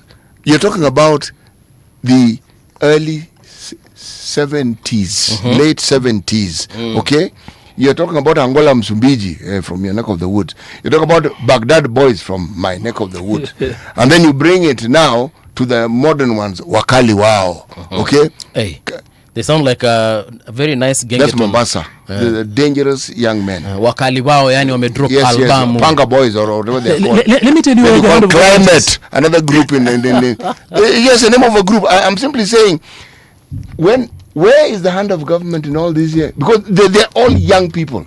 Some very, very young. You have a point to the extent that it's a problem that stems from something else, but the hand of government is very visible.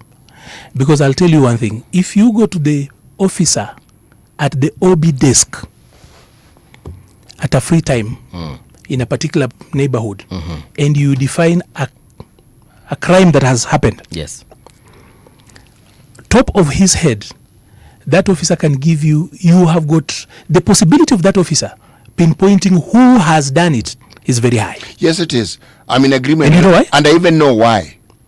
You know why? Yes, I do know why. So since government, like I've told you, that we the people have donated our individual, quote unquote, violence to the state and given them the legitimacy, the monopoly to exercise on our behalf. If an ordinary police officer seated at the OB desk can tell you, even in security operations, this is the concept of rounding up the usual suspects. If something happens, you do not, in countries that actually do policing properly, if something happens, you profile that particular crime and you know who is likely to actually happen. If you get that 10 people, if you interrogate them, you'll actually get a very solid lead. It's a practice they do repeatedly. That is where the hand of government is. Because there is no group that comes into formation, growth up to maturity to a level now where it's imebalehe inafanya vile inataka without the government having known about it from infancy. Without continuously government having looked away as they do what they do and somehow come to make use of it. Because who mobilizes goons for police, especially when they want a joint operation? Yeah. Who mobilizes? It's the police themselves who mobilize those goons, the ones they go around with. The police are working with guns. We see goons that we know kutoka mtaani wanatembea na askari. Who mobilizes them? Not a separate person mobilizes them with the police. And they augment very well and work together. That is where the state comes in. Because they are the protector. They are the people with whom we have actually allowed, or rather given, our power. You spoke about legitimacy. So I will not buy the idea that the goon problem is removed from government. We gave our goonship to the state, that we will only have one group of goons. If there's going to be a gang, it's going to be with legitimacy, with power and oversight. Once they informalize the coercive power the way they are doing by use of these alternative teams, which I refuse to actually say that those are goons that exist on their own in a bubble that government somehow cannot actually burst. All of us know that if government wanted you, city, even if you had to switch off your phone here, they will get you. Just wait until now government has used those young people and they no longer want to call them goons. They will call them gangs. Arnold, where I disagree with you is that you seem to even suggest that the government actually has a hand in these gangs forming. At the formation, yes. No. Yes. No. What is it a hand or they know when it? No. Look at this. The government hand is inadvertent. No. He is implying as though it is direct, as though a lot of times the ones we are talking about. There's a department of government that births these people. A goon creation department. Yes. We even have got a CS in charge of goons because he somehow looks away. I'll dare tell you, we have got a CS in charge of goons and responding to Gachagua. That particular CS is busy. He only deals with the two things. He's very efficient when goons are supposed to be in the streets and when anybody is required to respond to Gachagua. As in, there's no other job that guy does except for those two things. But this is the point. When the OC mobilizes one gang, the role of PSs and CSS, it makes for good discussions when we simplify it and say that this is what they do, and we know full well that because that's the subject we are discussing now. Yes, it is. But it can't be that's all they do. You besides distributing money for campaigns, you understand statecraft better than I do. You do, because it is something that you know at the top of your head and the information is at your fingertips. Anyway, the inadvertent formation of these gangs is as a result of neglect. How then do you explain gangs that you find predominantly in the economically poor areas? Anyway, I get your point, but I had to torture the horse on government and goons deliberately. I'll tell you today, and I think I've said that again in the studio, that we spoke about 2030 as if it was very far. Today, government numbers show that in Western Kenya, specifically Western Kenya, 10 out of every 10 lawyers, 4 of them are Gen Zs. Yes, it makes sense. Kisii will be joining Western with the youth glut in 2028. Nairobi will be in 2029. The rest of the country effectively will be there by 2030. Yeah, so before 2032, the whole country should have chimed in. Yes. So you need to look at how the crime.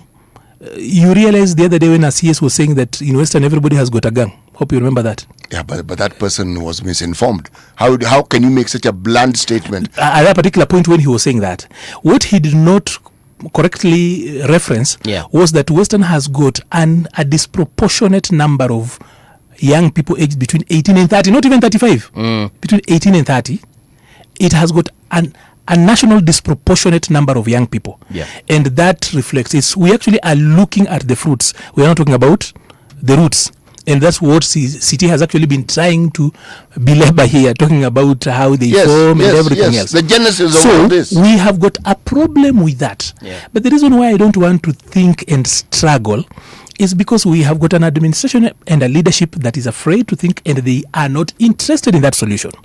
We have got a parliament that will not talk about these issues. Now, it's an extension of the executive.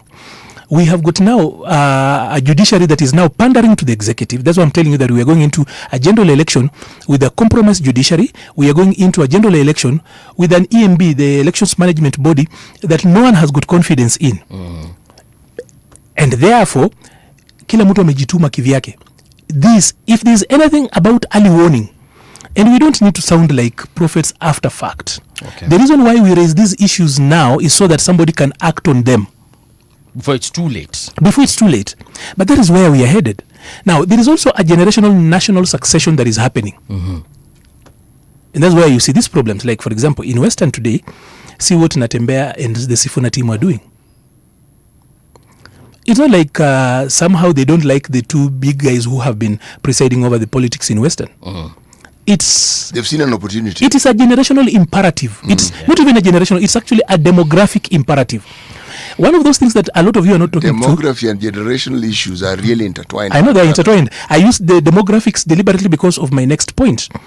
That what is not being said is that 47%, close to 50% of the voters now, and in 2027 are millennials.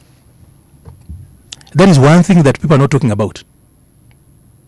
And therefore, it goes without saying that the majority of the politicians that we're going to have are going to be millennials. But where are millennials in this government except the small cartels here and there? You know, they are goons by the way at every level. If we were to agree on that particular level, that even in states, you will find some goons just putting on smart suits like what some of you are putting on here, speaking, polished. You can call them smug thugs, properly educated, but they are thugs all the same, because the spirit of goons cuts across the entire country anyway and across the society. So we are at a place where now there's a generational handover that is happening right under our nose. There's going to be a Sifuna from Nyanza. Babu is already causing problems there. You want to run away from that? James Orengo is doing what I would call the swan song. A beautiful song that a swan does before it dies. And I'm talking about political death here. So the mercurial James Orengo is performing his swan song. That's a fact. Kisii already, if you had to look at the leaders in Kisii, except for a few people, the rest of them, probably Governor Nyaribo in Nyamira. It's called Nyamira, yes. And Senator Omogeni, then Senator Onyonka. The rest of those leaders leading Kisii are millennials. So there's a generational handover that is happening. No, there's a generational handover that has happened right under our nose, and we are yet to acknowledge. Because if you were to put together those MPs from the Kisii region, why don't you just look across the country and you'll find that equation works for that equation. Now the surplus of the voters, or rather the surplus of the leadership that comes in 2027 will be overwhelmingly millennials. It is one of those things that we're not talking to. And now the Gen Zs are here. By 2032, they will be, of course, they will have overtaken by numbers. They will be the overwhelming in terms of numbers. Numbers then. They already are, but now when we talk about the age of majority, yes, when it comes to voters, they are not yet there. But then we are also not being honest. These people burning schools are not Gen Zs. They are Gen Alphas, unfortunately. And we don't want to talk about it. We are using the same handbook that we brought up. If you just want to know that as a society we failed in bringing up Gen Zs, look at June 25th, 2024. That is the band of honor that we got out of it. The Gen Alphas, these ones are natives in the digital world. Yes. They went back in time and started communicating in smoke signals like their ancestors. So there are smoke signals in schools all over, and we are not understanding. So the people in Form 3, because if you look at what was happening in schools, the biggest problem was with Form 3s and grade 10s. Most of those creatures were born after 2010. 2010, 2011, going to 2012. Effectively, as a generational cohort, those should be Gen Alphas. So the Gen Alphas have arrived. They are here. They are now communicating in the language of their ancestors using smoke signals, and we are not understanding. So even before we deal with the Gen Z problem, there's a new one. There is a new one that has arrived, and we are not yet awake. It's much of a bigger problem, and how we handle this election going forward also determines how we will handle that particular problem. All right. Because I think, when do we expect the first cohort of Gen Alphas getting into college? And I do not think that our colleges are ready for those kids. In 3 years. Because we have, in 3 years actually, 2, not 3. They'll be 18, 19. Because there is grade 10 already in what is effectively high school, right? They have got 2 more years and then they go out because they're in high school, in senior secondary for 3 years. So effectively 3 years. Yes. So in 3 years, these colleges of ours do not look like they are ready for these CBC guys. Completely. Actually, they are not. Because if you look at how schools are struggling to accommodate Gen Alphas, and if you read and you look at the statements around, the people who are causing problems were actually grade 10s. The biggest problem. There are schools that have never been known to cause such some of these problems.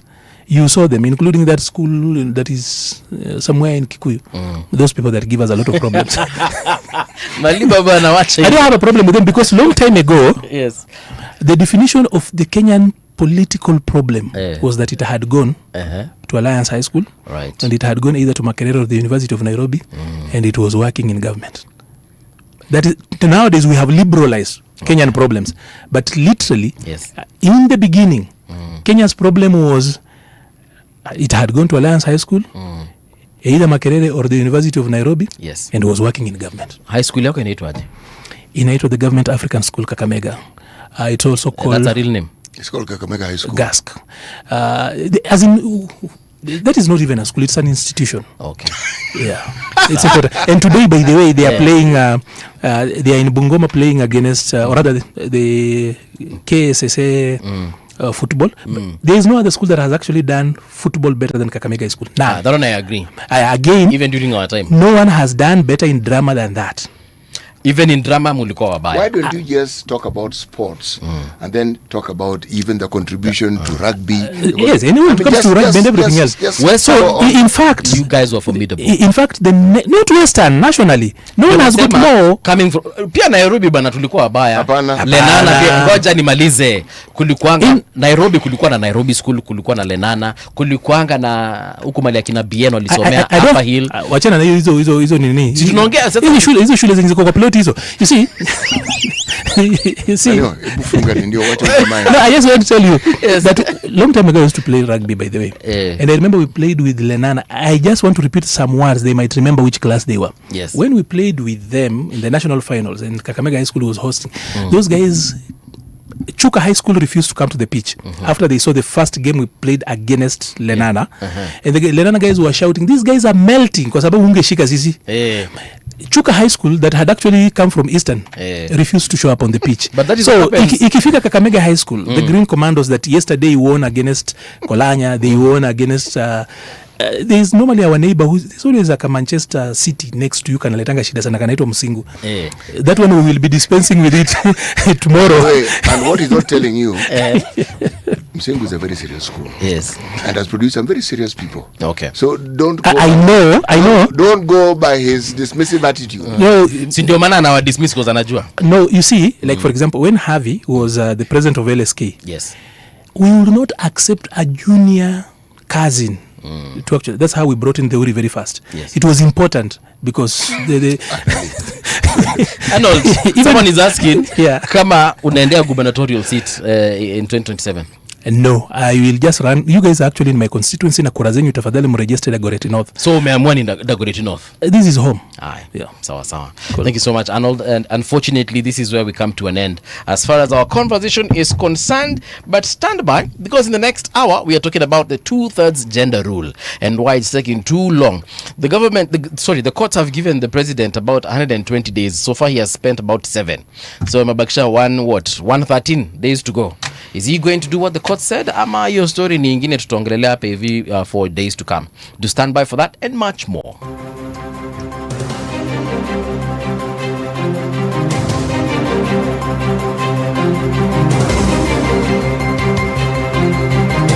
This is the Radio Generation News.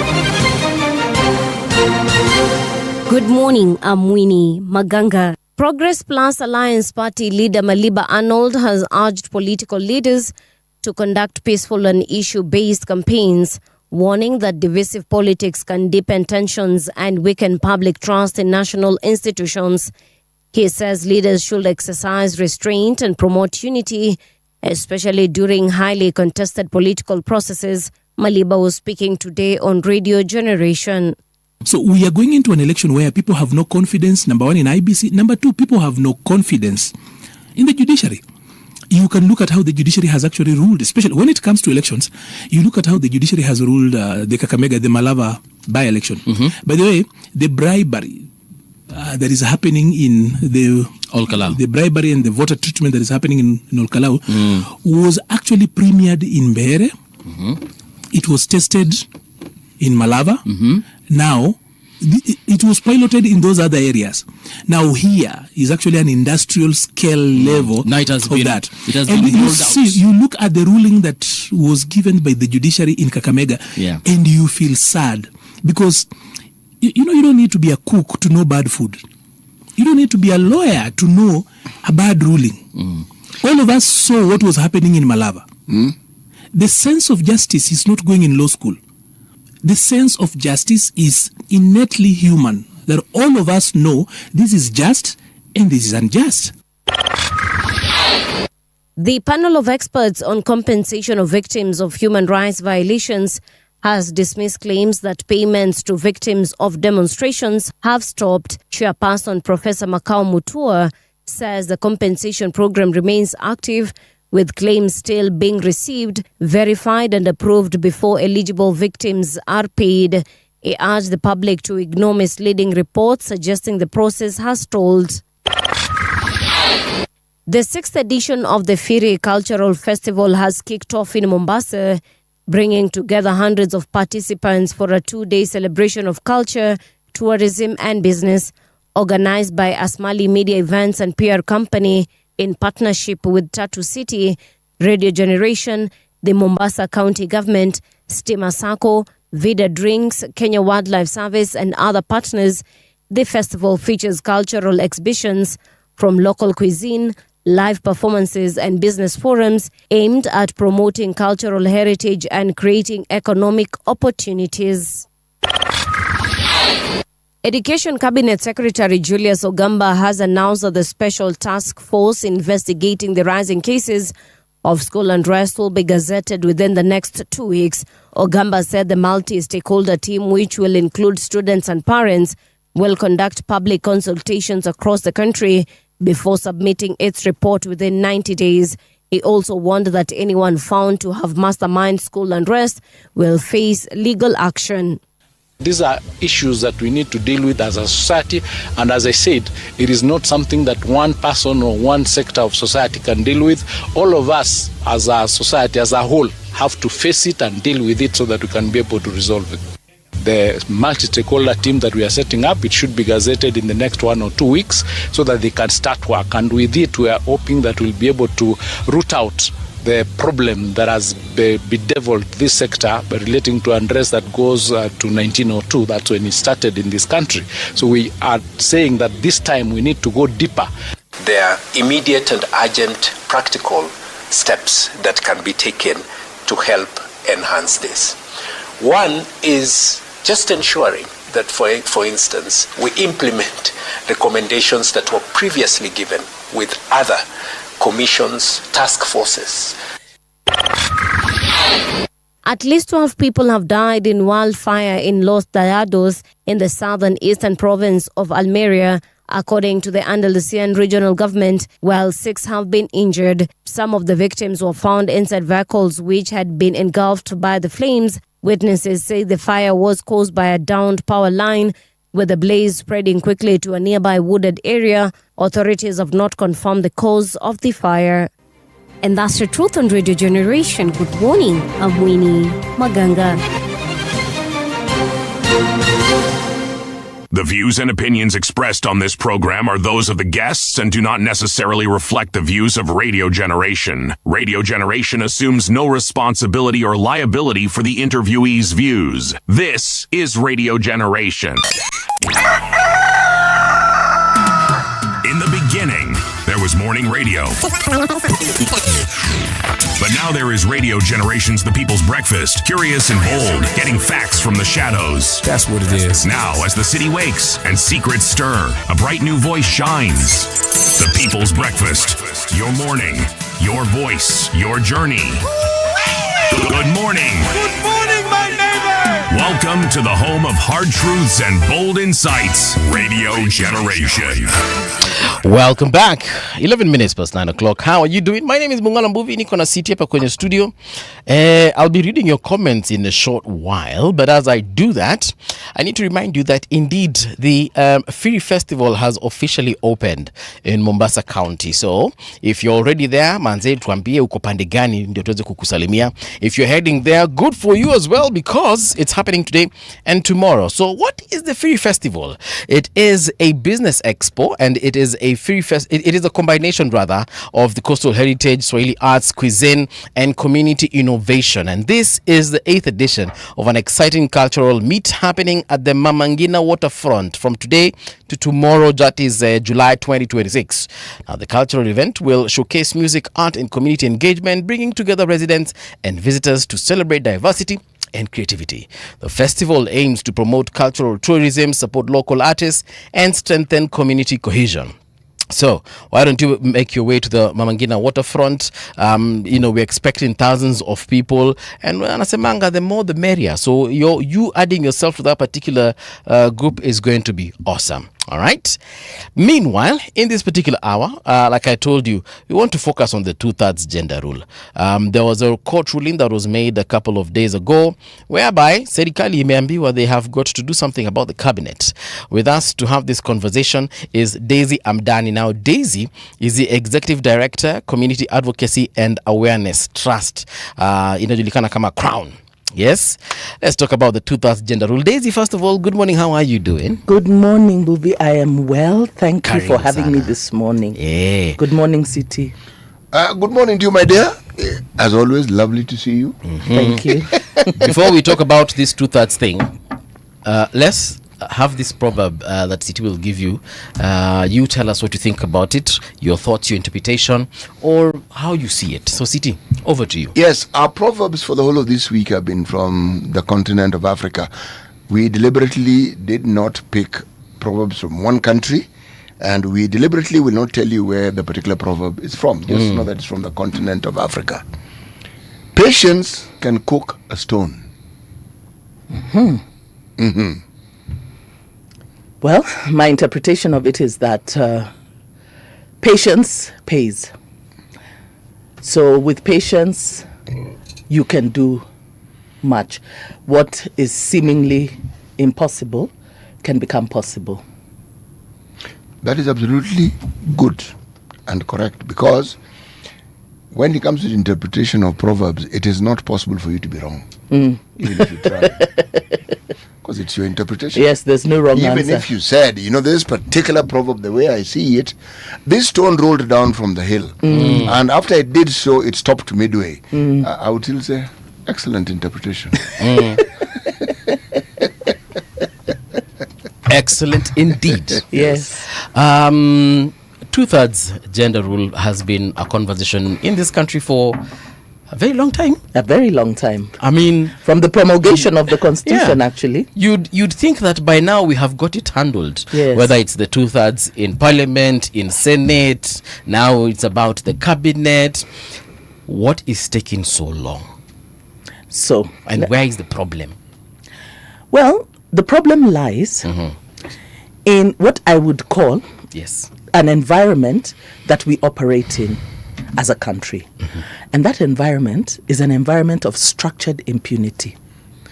Okay? So, impunity is really the exercise of power without accountability. Okay? So now, in our case, what we have is structured impunity, where you have systems, practice, institutions that operate without accountability, allowing people in authority to break laws, to violate laws and constitution without consequence. Okay. So this is why we are in this situation, because our constitution is not ambiguous. This is not the constitution is not written, the provisions are not written in such a way that you have to bring experts to try and chambua it for you so that you really get a deep understanding. Yes. The constitution in Article 2 situates the constitution as the supreme law of the land and binds all persons. It binds state officers and citizens alike. Okay. Article 3 gives two obligations. One, every citizen, every state officer and every citizen, every one of us has an obligation to uphold the Constitution. Two, you cannot form government or exercise power and authority in Kenya outside of the laid down principles in the Constitution. Okay?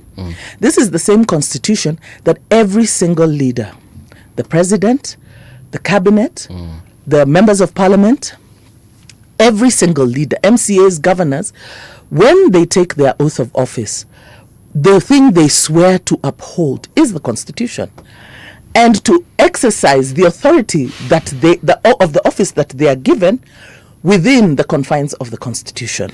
Now, it is this Constitution that has laid down the principle that in any elective or appointive office, you cannot have more than 2/3 of the same gender. So for appointive positions, it's very easy because you don't even need enabling legislation like Parliament. It is numbers. It is, we are here, and the Constitution has also set the numbers.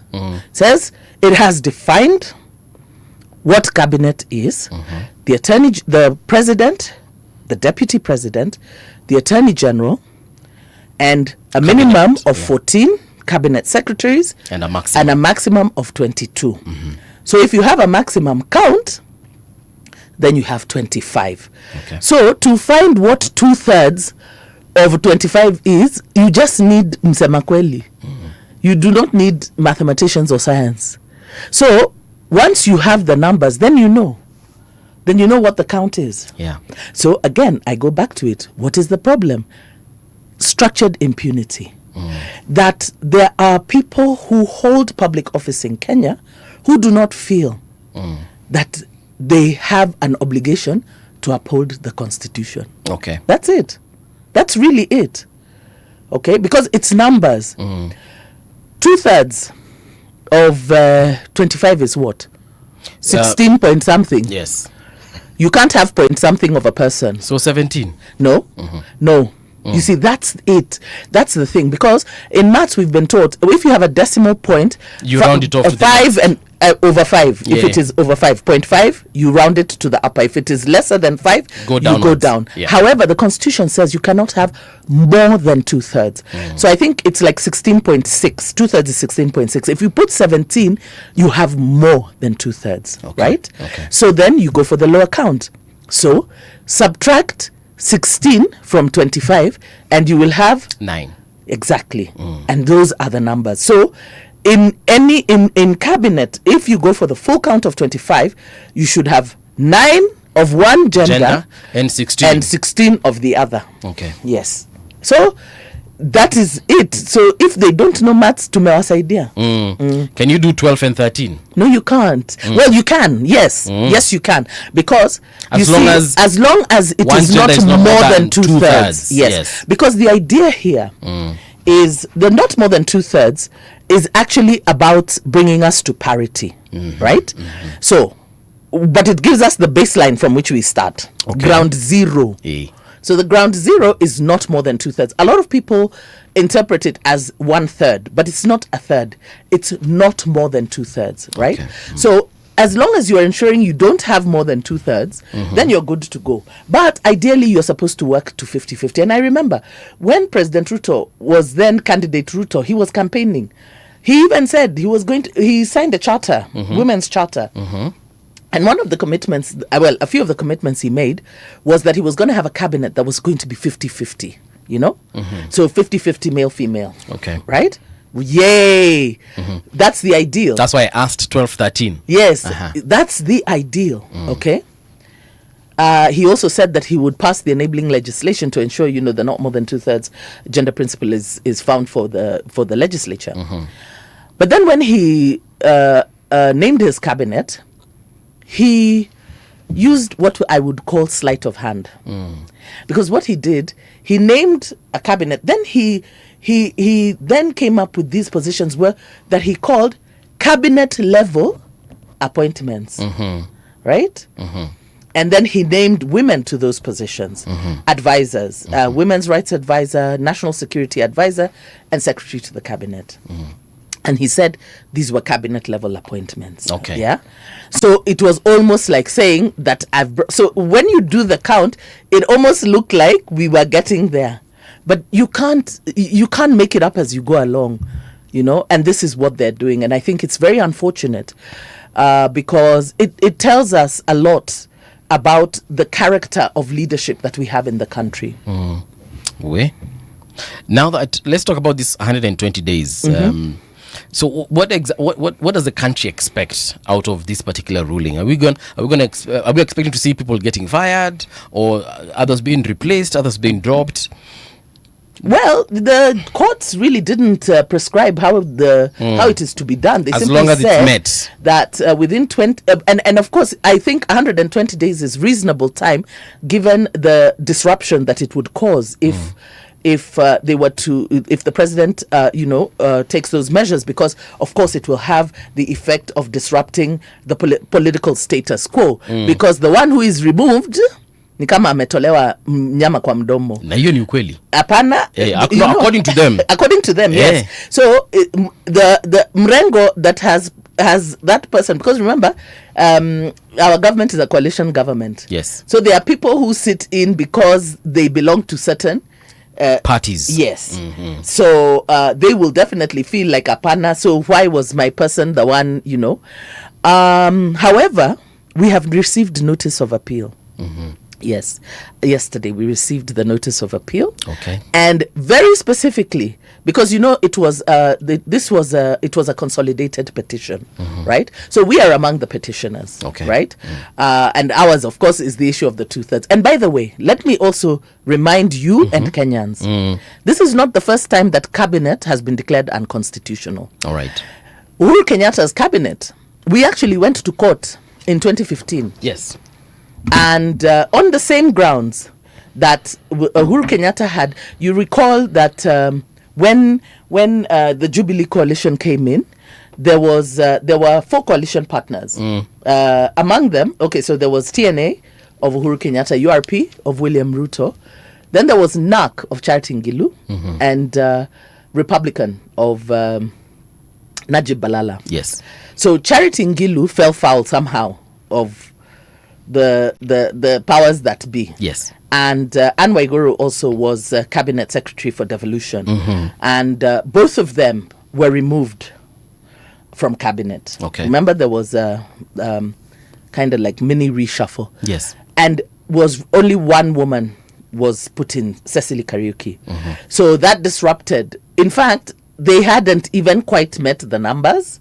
But now it was completely skewed. So we did go to court. Okay. So in 2016, December, Justice Onguto, who was the judge in our case, actually found that indeed cabinet was improperly constituted, and constitutionally so, based on the not more than 2/3 gender principle. Yes. However, the judgment was suspended because he recognized the disruption that it would cause, and since an election was looming in 8 months, what he said was that the judgment was suspended and status quo to remain up until the general election. Okay.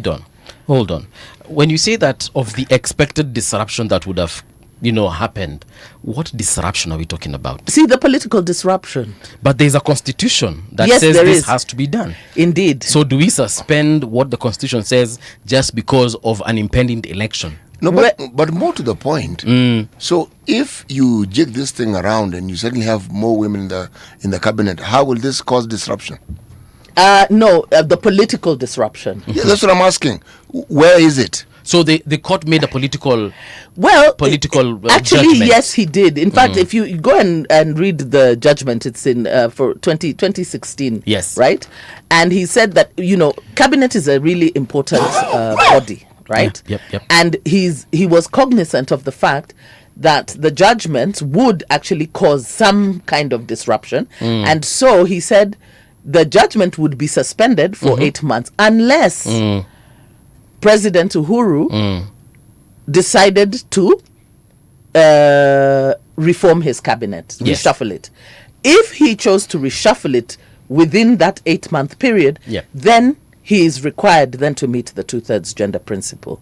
But if status quo remained, then it would stay that way. However, every subsequent cabinet from that point on would have to meet the 2/3 gender principle. So what we are saying is that the court allowed them to sit is. Do I call it an injustice?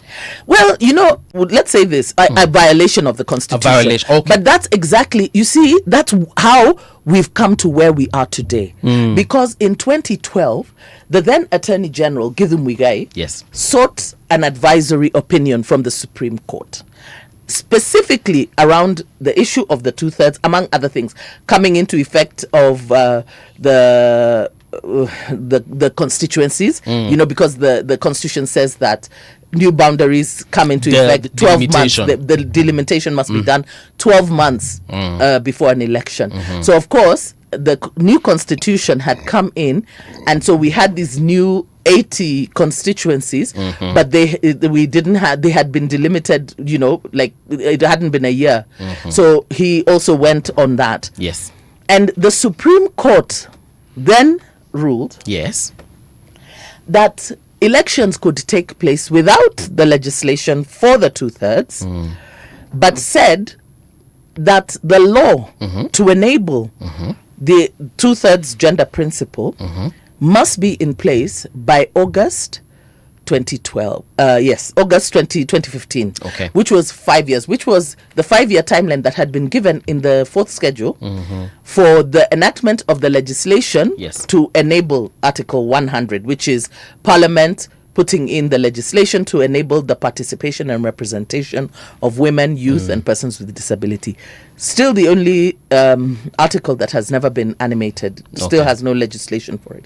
So it was given a 5-year timeline. So the Supreme Court allowed that elections could happen without citation of violation, right? So question. Sorry. Citation of violation, what does that mean? The violation, there would be no challenge to its composition because of the 2/3 gender principle. And this principle, repeated again, what is it exactly? The not more than 2/3 gender principle, any elective or appointive body being more than 2/3 of the same gender principle. So in layman's terms, what was the advisory stating? The advisory said Kenya could go for elections, Parliament could sit unchallenged on the issue of the 2/3, but Parliament was required that by August 27th, 2015, the law should be in place, right? So the Supreme Court started us off. Chief Justice Willy Mutunga gave a dissenting opinion, right? What was his opinion? His opinion was that it was for immediate application, and that delaying it was an injustice. I agree. Exactly. I agree with that man completely. Yes, but he was the only one. So it was a dissent. So it is recorded, but the majority opinion is what carried the day. And that is what has brought us to where we are. Question again, still on that issue of disruption. I think we said it's disruption. Yes, the disruption, the political disruption. So this political disruption, tuongea sasa kama layman, what is it? What could they possibly mean or envision? What is the worst that could have happened had the reshuffling and removal of ministers and replacement? What, the country would have plunged into war? People would not have voted for the incumbents? Well, we can maybe it would have there are people who would have felt slighted, so you can see everyone who has been removed from cabinet has gone to join the opposition. But where's the disruption? No. I understand what you're saying, so we can only speculate, right? But that is what. But we have a history right immediately after independence. You're talking 1969, okay? What led to Jaramogi forming his KPU, okay? He left. Yes. People who aligned to him left. Yes. Well, they actually crossed the floor. Some crossed back when they were informed that they now needed to leave KANU and now go for a by-election, isn't it? Where was the disruption? Now you see, these are some of the manifestations of that structured impunity.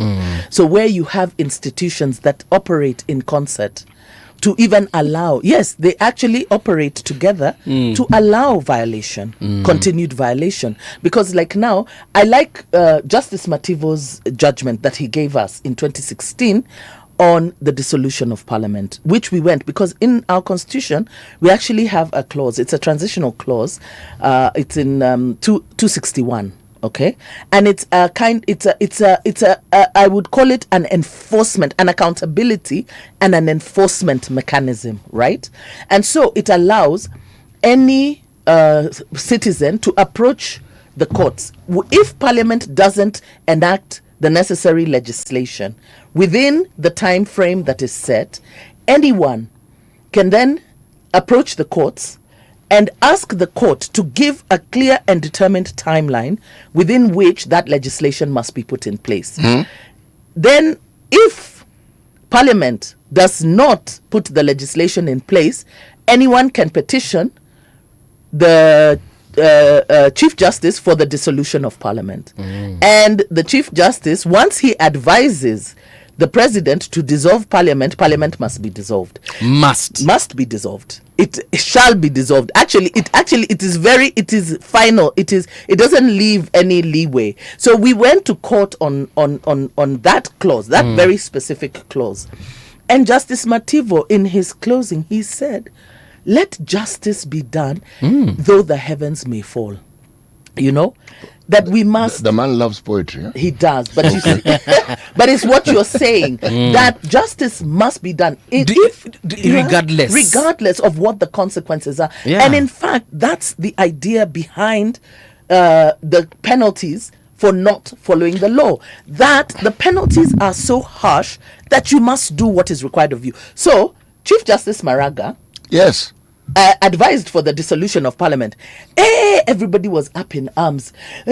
They ran to court. They actually ran to court now to try and appeal that judgment. Right? So they were ordered to appeal a Supreme Court judgment. The advisory, because they were like, oh, what does dissolution look like? You know, we come up with, you just need to go and look at some of those pleadings, and you actually ask yourself, you know, how people think. But anyway, they had everything. And anyway, at the end of the day, by the way, they lost the appeal. They lost the appeal, and they were told, no, you have to go and do, you know, put the legislation in place. You know, the reason I was asking this whole issue of Kweni, what is the worst that can happen? We know this country, of course, we are very politically radicalized, and we are divided along tribal lines and all that. But at the end of the day, if we get rid of a Kikuyu MP, minister, see, we just replace him or her with another Kikuyu one.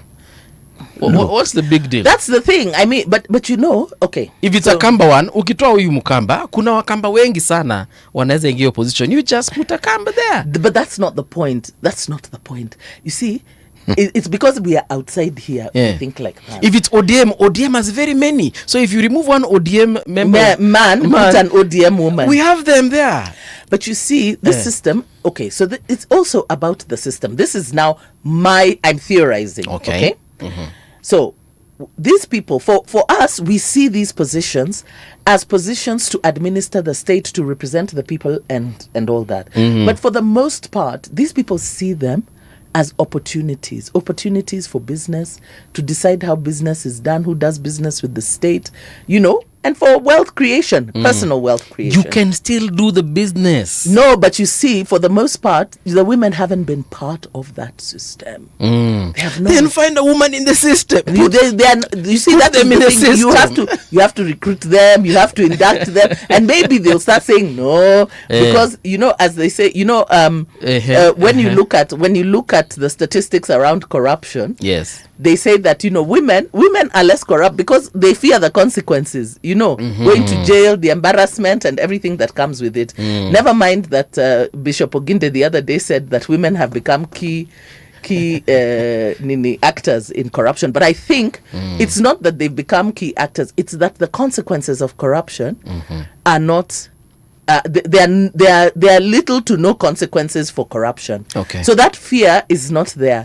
So it is now equal opportunity feeding trough. Yeah. You know, I'm not all for people becoming puppets or being conduits for corruption and all, but that argument, and I totally get what you're trying to say. I totally agree with you, but I don't see kama mumesema Mbuvi hatoke. Mbuvi atatoka sawa, na Mbuvi atakupatia even a very good person umweke hapo ambaye ni mwanamke. Ndakwambia now that mumetoa hii nyama kwa mdomo yangu, nitakula bado hiyo nyama ni venye na have kukula through actually, this lady called Jennifer, for example. The people who make that decision, so parliament, predominantly male.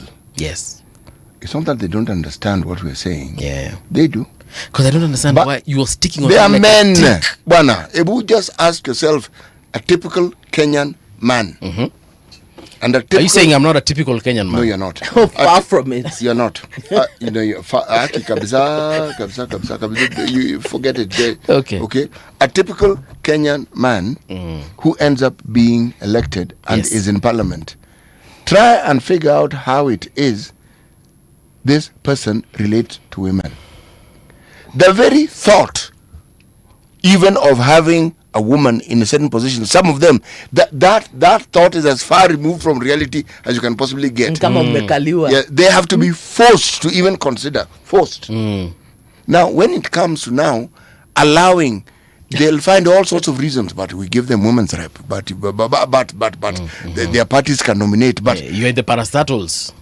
Meaning, the affirmative action that was being brought into place, they have not that they don't understand it, they are resisting it. Yeah. It's not understanding.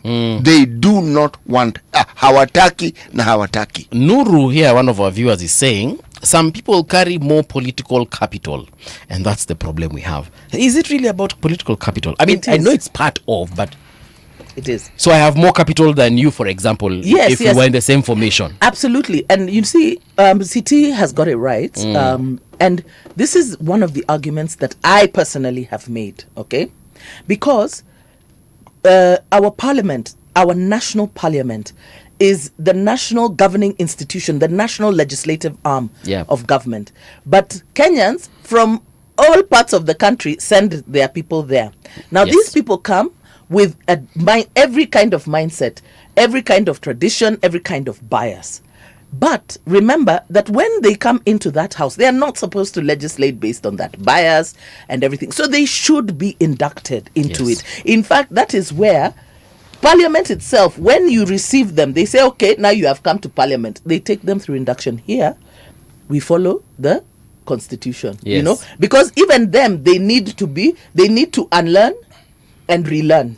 Okay? Because it's true. Those are the sentiments that they give. What do these women want? Kwani si inatosha? Kwani wamama wanataka vitu free. They see like it is free of charge. They want too much. Boy child. So these women now, they want to take over. These are the kind of sentiments that you hear from them. Okay? Yeah. But then the other thing is, when you talk about that political capital, men have it almost naturally, because leadership has always been seen as the domain of men. So for the longest time, when women tried to, present themselves for leadership, there was such resistance. I remember President Moi talking about Wangari Maathai, the late Wangari Maathai, and calling her uyo kamwanamke. And in a public address, he said, huyo mwanamke haelewi desturi ya Mwafrika, kwa sababu katika desturi mwanamke lazima aheshimu mwanaume. Okay? So now this is where biblical principles have been overturned. Wives, submit to your husbands as unto the Lord. Men have interpreted it to mean women submit to men. Full stop. Yes. There is nowhere where there's the bit. There is this bit, Daisy. Men, love your wives as Christ loved the church. Yes. That obedience is a subject of loving submission. your wife. So you have to read all of it. You must contextualize the whole thing. But the obedience wanakalia. Lakini unajua hiyo obedience and love is between husband and wife, not man and woman. So it's not about, in fact, when if you go to the beginning at creation, yes, when Yahweh was creating, he said, let us create man in our image and likeness, and give them dominion over the works of our hands, and on the whole, and over the fish of the sea, and over all the animals of the land. And then it goes on to say that he created man, male and female, he made them. So man denotes the name of the species. Man does not denote male. Man is the cognitive thinker. This cognitive thinker called man occurs in male and female. Okay. But you see, because now the word man has been changed to mean male. Wanaume. Yes. And so when you now come to that God said it is not good for man to be alone, that he made Adam and then said it's not good for man to be alone. Hence Eve.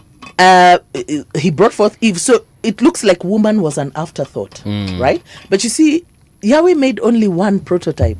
Yeah. And then from that one prototype, he brought out all of humanity. All of us. Today, science has revealed that it is true that all of us originated from one man. Yep. Okay? And so woman was inside the man. So it was not good for all men to be inside one man. So he brought forth the life spring the rest of to us. help bring forth the men. God and let a multi-party. Yeah. Yes. But there God was very democratic. He is. He is, by the way. And he has made us, we are equal in terms of our humanity. Okay. Different roles, yes. And when in marriage, that there is that question of submission. But it is not women submit to men. It is wives. Submit to your husband. And but men, it's please note, we are not all your wives. Yeah. Hey. We are not. Okay. Sante Daisy. Getting back to 2/3. So then before, because this thing came from somewhere, this whole issue of 2/3 gender rule came from somewhere. Yes. Because over time we have realized that even the electorate is just electing men more than they're electing women, right? So how do we deal with that particular situation? We deal with it. See, the law itself is a tool for social change, which is why we promulgated a new constitution. One of the reasons, when we had that breakout at the post-election violence, and we had to bring the world to now bring us back to order, one of the things that was recognized was that there are so many people who felt that they are not part of the state. Exclusion was so pronounced in the way the state was administered.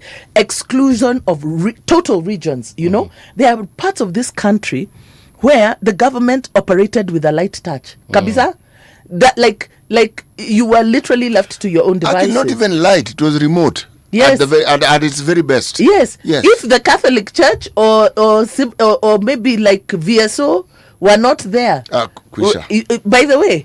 And in fact, you remember even when President Uhuru Kenyatta was trying to amend the PBO Act to say that you can only get 15% of your sources from foreign sources, many members of parliament resisted that because they said if it was not for NGOs in our regions, many of us would not have gone to school.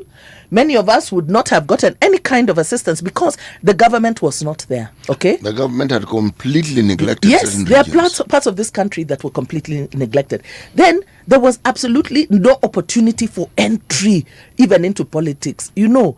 And you know, you think about like the Moi times, you know, if you were, when KANU was the one party, it was a one party state. Baba na mama. If it was not KANU, kusha wewe, like your only route for political expression was KANU.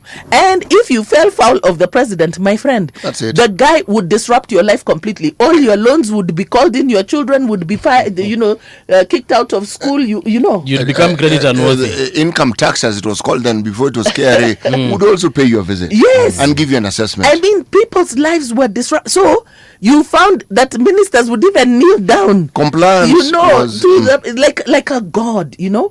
So there are parts there was very little opportunity even for entry into politics. And then with the advent of the monetization of politics, it also becomes difficult if you don't have money, right? Now, you look at how also tradition and culture has played a role.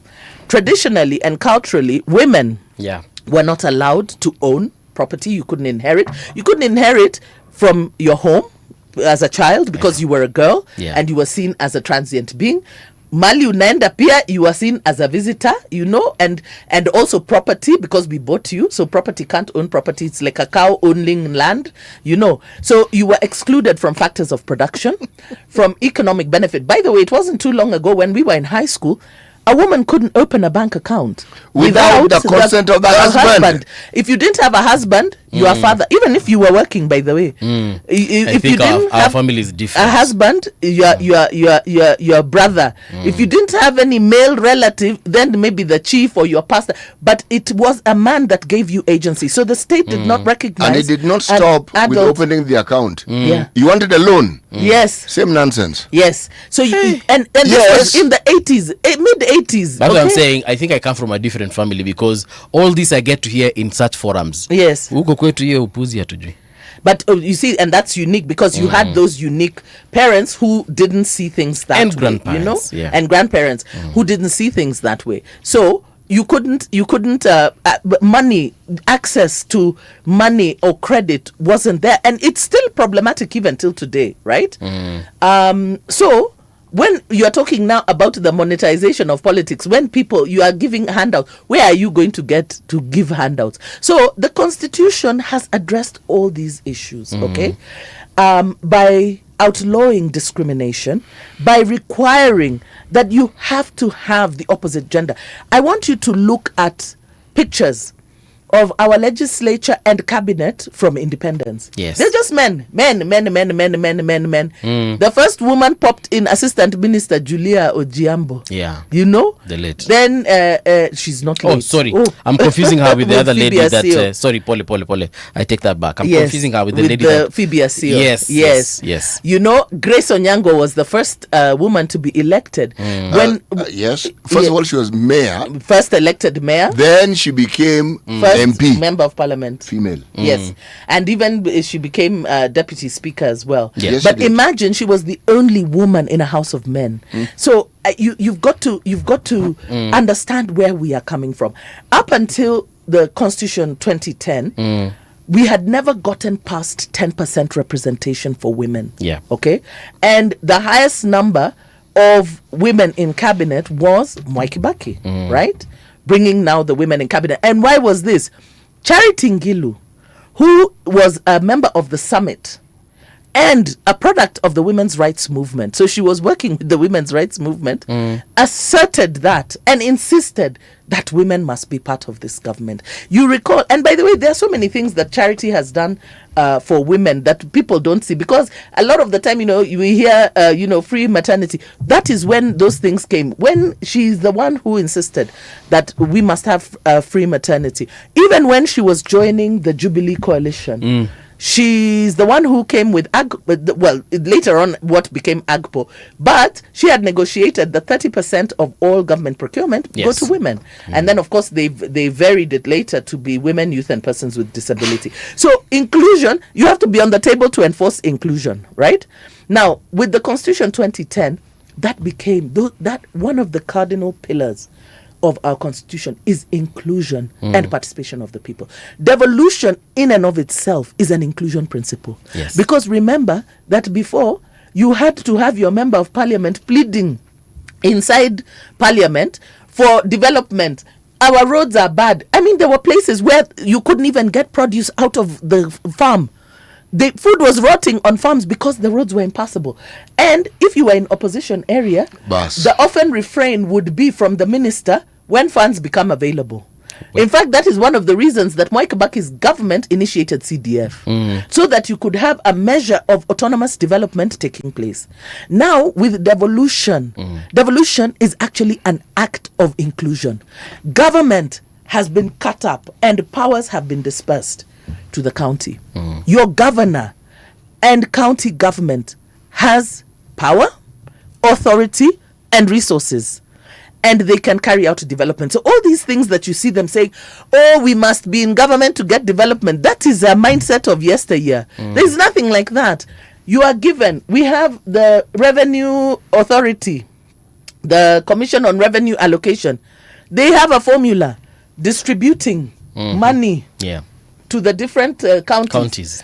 Every county receives money, and with that money, you are able to determine the levels of, the kind of development that you want to happen. And there are those other ones that you need national government for, right? So there are those concurrent roles. But you have your own role. You have your own legislative house called the county assembly. So even our members, even our leaders, it's like they have not internalized this constitution. When you see them saying, oh, we must be good to the president so that we can get development, there's nothing like that. Development comes to you. It is not a benevolence of the president or the national government, right? So devolution is an act of inclusion. Then you have the equalization fund. That is also about inclusion. And it is about bringing those counties that are so far behind on things like infrastructure. Basic amenities. Yes. Infrastructure, water, health. You get extra on top of what you have. You are supposed to get extra money so that it's an affirmative action to bring you up faster. To help you catch up. Exactly. So this is also inclusion. Then we have people inclusion. The Constitution outlaws discrimination on any ground. There's a question here by one of our viewers. This is Brian. Brian is saying, why is it important that it's a woman or a man who does something and not focus on the competence regardless of gender? Can we just create a fair environment for everyone to be whatever they want to be? Who said that bringing affirmative action or saying that women must be included means that you are foregoing competence? There's nothing like that. The issue of competence does not arise, okay? Because remember that cabinet secretaries are supposed to be vetted by parliament for competency. Yes. Okay? Yes. So you are supposed to be competent, and the competency has already been stated. So bringing in the right, or rather to have the 2/3 gender principle met does not mean that we are foregoing competency. Right? And people mustn't see it that way. You see, that's the same thing of thinking that women are inferior. That now we just bring women. That's the Donald Trump mindset. Okay. You know, when the plane crashes, oh, that must have been a DEI hire, you know. So that you are bringing in people because of either their sex or their orientation or their color, you know, to come in. So you're not looking at competency. However, inclusion does not mean foregoing competency, right? Actually, if perhaps to assist that the individual, Brian, if he has to look at the trajectory of inclusion in the education sector, this has taken time. But over time, what you've seen happening, as you have more and more girls being able to go to school, if you are to look at the dropout rate, it's the boys who tend to drop out more than the girls, just so that he understands that one. Over time, employers have preferred women when it comes to looking at parity. The qualifications, the same. They prefer the women. Fewer industrial actions. Yes. And the ones who are biased look at the age of the woman and considers this woman will require time for maternity. Yeah, so what? If you look at the hours and the competence and what it is that people have in terms of commitment to the work, again, this is not me, research has found women tend to be more committed. If we bring it to the political arena, politicians who have appealed to the female voter, they always stand a better chance of being elected because women are faithful. Yes, they will vote. The men, you are guaranteed the votes will be all over the place. Yeah. Women tend to vote specifically as a block, and when they believe in someone, they don't tend to shift. Men are unreliable when it comes to things of that nature. So I'm simply saying that time and education and exposure helps you understand things better. So a mindset with which you are brought up, as you have education, what it is that brings about this change, and some of that change by its nature is disruptive, is the exposure. Okay? You get to university and you find that it's just not your community or tribesmen and women who are there. They're all these strange people and they're in your class. And what you don't understand is they probably also find you strange. Yeah. So you have to merge this strangeness and get to understand. So by the time you finish that tenure of learning, you think differently. Our government, actually, people tend to think differently. It's just that in the modern age that we live in, your traditional values are reinforced. In an earlier time, the government sought to inculcate that exposure. You would not be posted to where the area you came from. They would post you far away as possible from the region. So over time, when you work for government, you would have, and you would be transferred. You've had the experience of knowing how the rest of Kenya function beyond the village that you came from. We no longer have that. Okay. You mean it's not there in the public service anymore? Public service where? Once you have the county governments. Oh my gosh, insisting that they want their own people. Yes, and even that one is problematic because not just own people. If the governor comes from a certain clan, he tends let me just say, they favor their clan. Yes. Not that they tend to favor, they favor their clan. But you know, that is also in violation of the Constitution, because the Constitution outlaws that. Yes, it is, but do they care? No, they you don't. See, this issue of impunity that you're speaking of. Yes, the structured impunity. Where you need to see the manifestation of it is in the county government. And we thank God for the 2010 Constitution and for devolution, because devolution brings home what it is the creature we refer to as a politician is, and how it is they actually view the voter. Because if someone is given money and they use that money to better themselves, and these are his people, not somebody else's people. It's not the amorphous serikali kubwa. It is no. It is you and your people who speak your language. And you suffer more in the hands of these people than you did previously. Then you know. Then you know for sure. There's a comment here by Stephen, Ombati Stephen, amesema, Parliament is the reason nothing in this country works. They know what is right, but they won't do it. They prefer being in the pocket of the executive. Daniels naye anasema, what's coming after 2027 is what we should worry about if all the UDA administration retains power. I don't think we have seen the worst of this government yet. And then there is another comment here. I got hata nisome ya Stephen Odhiambo. Amesema, devolution also suffers from structured impunity and corruption. There is no development going on. Take the case of Busia County. Yes. And then they're suffering at the hands of your own people. Your people. Si tu umeambiwa na Dennis Nyakeriga anasema, ambia CT to read about Samson or Abraham before you say women are faithful. Let me respond to Nyagiribo. It is good to have a perspective, but it should not exemplify male chauvinism. Right. Yes. Okay. Those who are specifically, he should read the book of Ruth. If we're talking about it, he should read the book of Esther. Since we're going biblical on this particular matter. Now, Evans Angano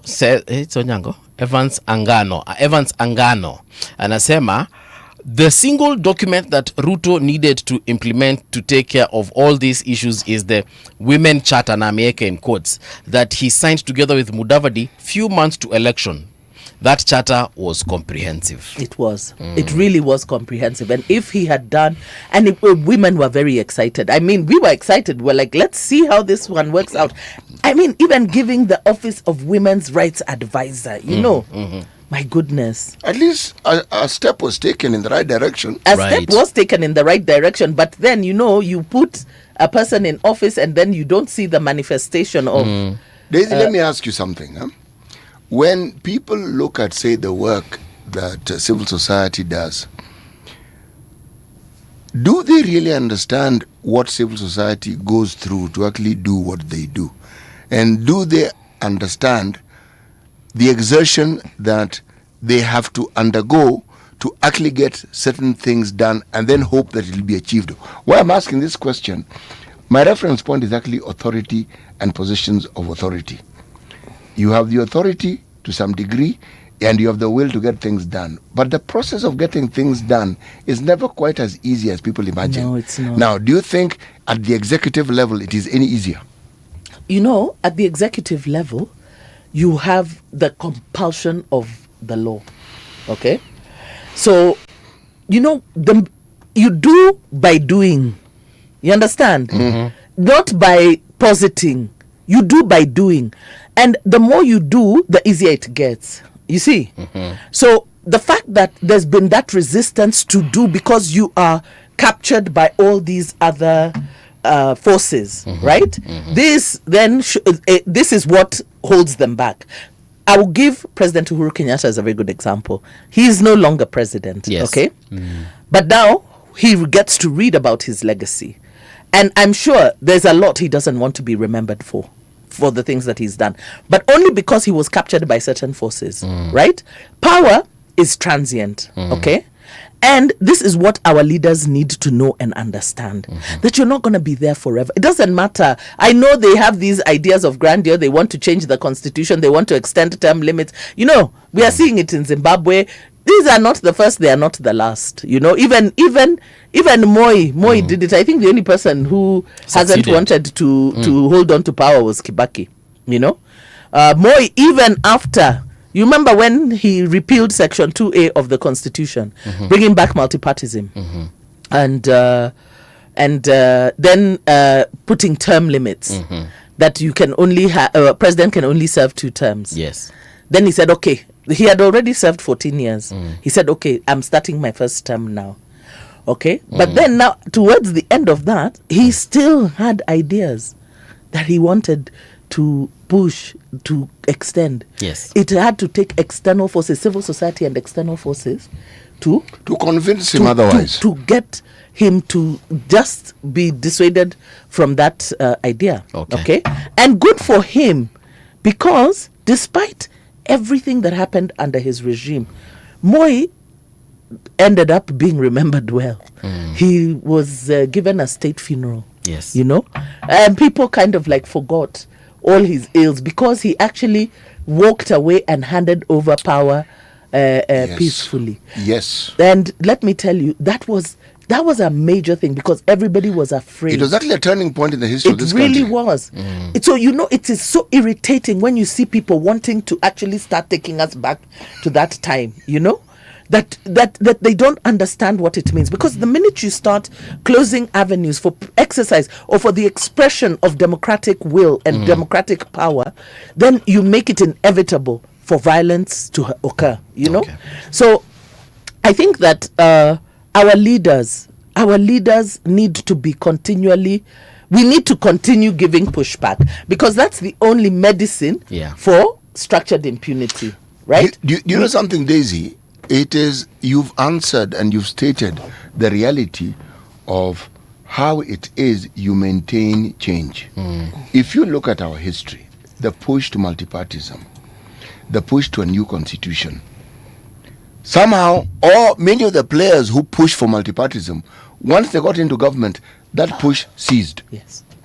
Because power, maybe it is because we have not exercised power, but I think power is very sweet. I think it is so good that like power. You can't even imagine not having it, you know. Because it is so sad to see what became of the heroes of what was called the second liberation. Yes. They were such monsters when they were in office, you know, doing worse than even what they were fighting. Yes. Absolutely. They became the thing that they're fighting. It's like Yoweri Museveni.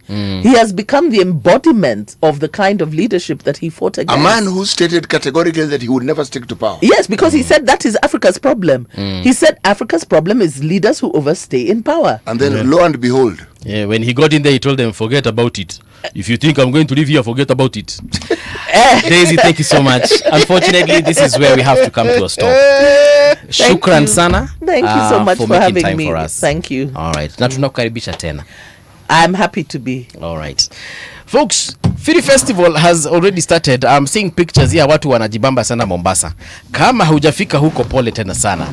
As for City and I, we're going to be seeing you Monday morning, bright and early. It's a Friday. Yeah, so be responsible in whatever you do.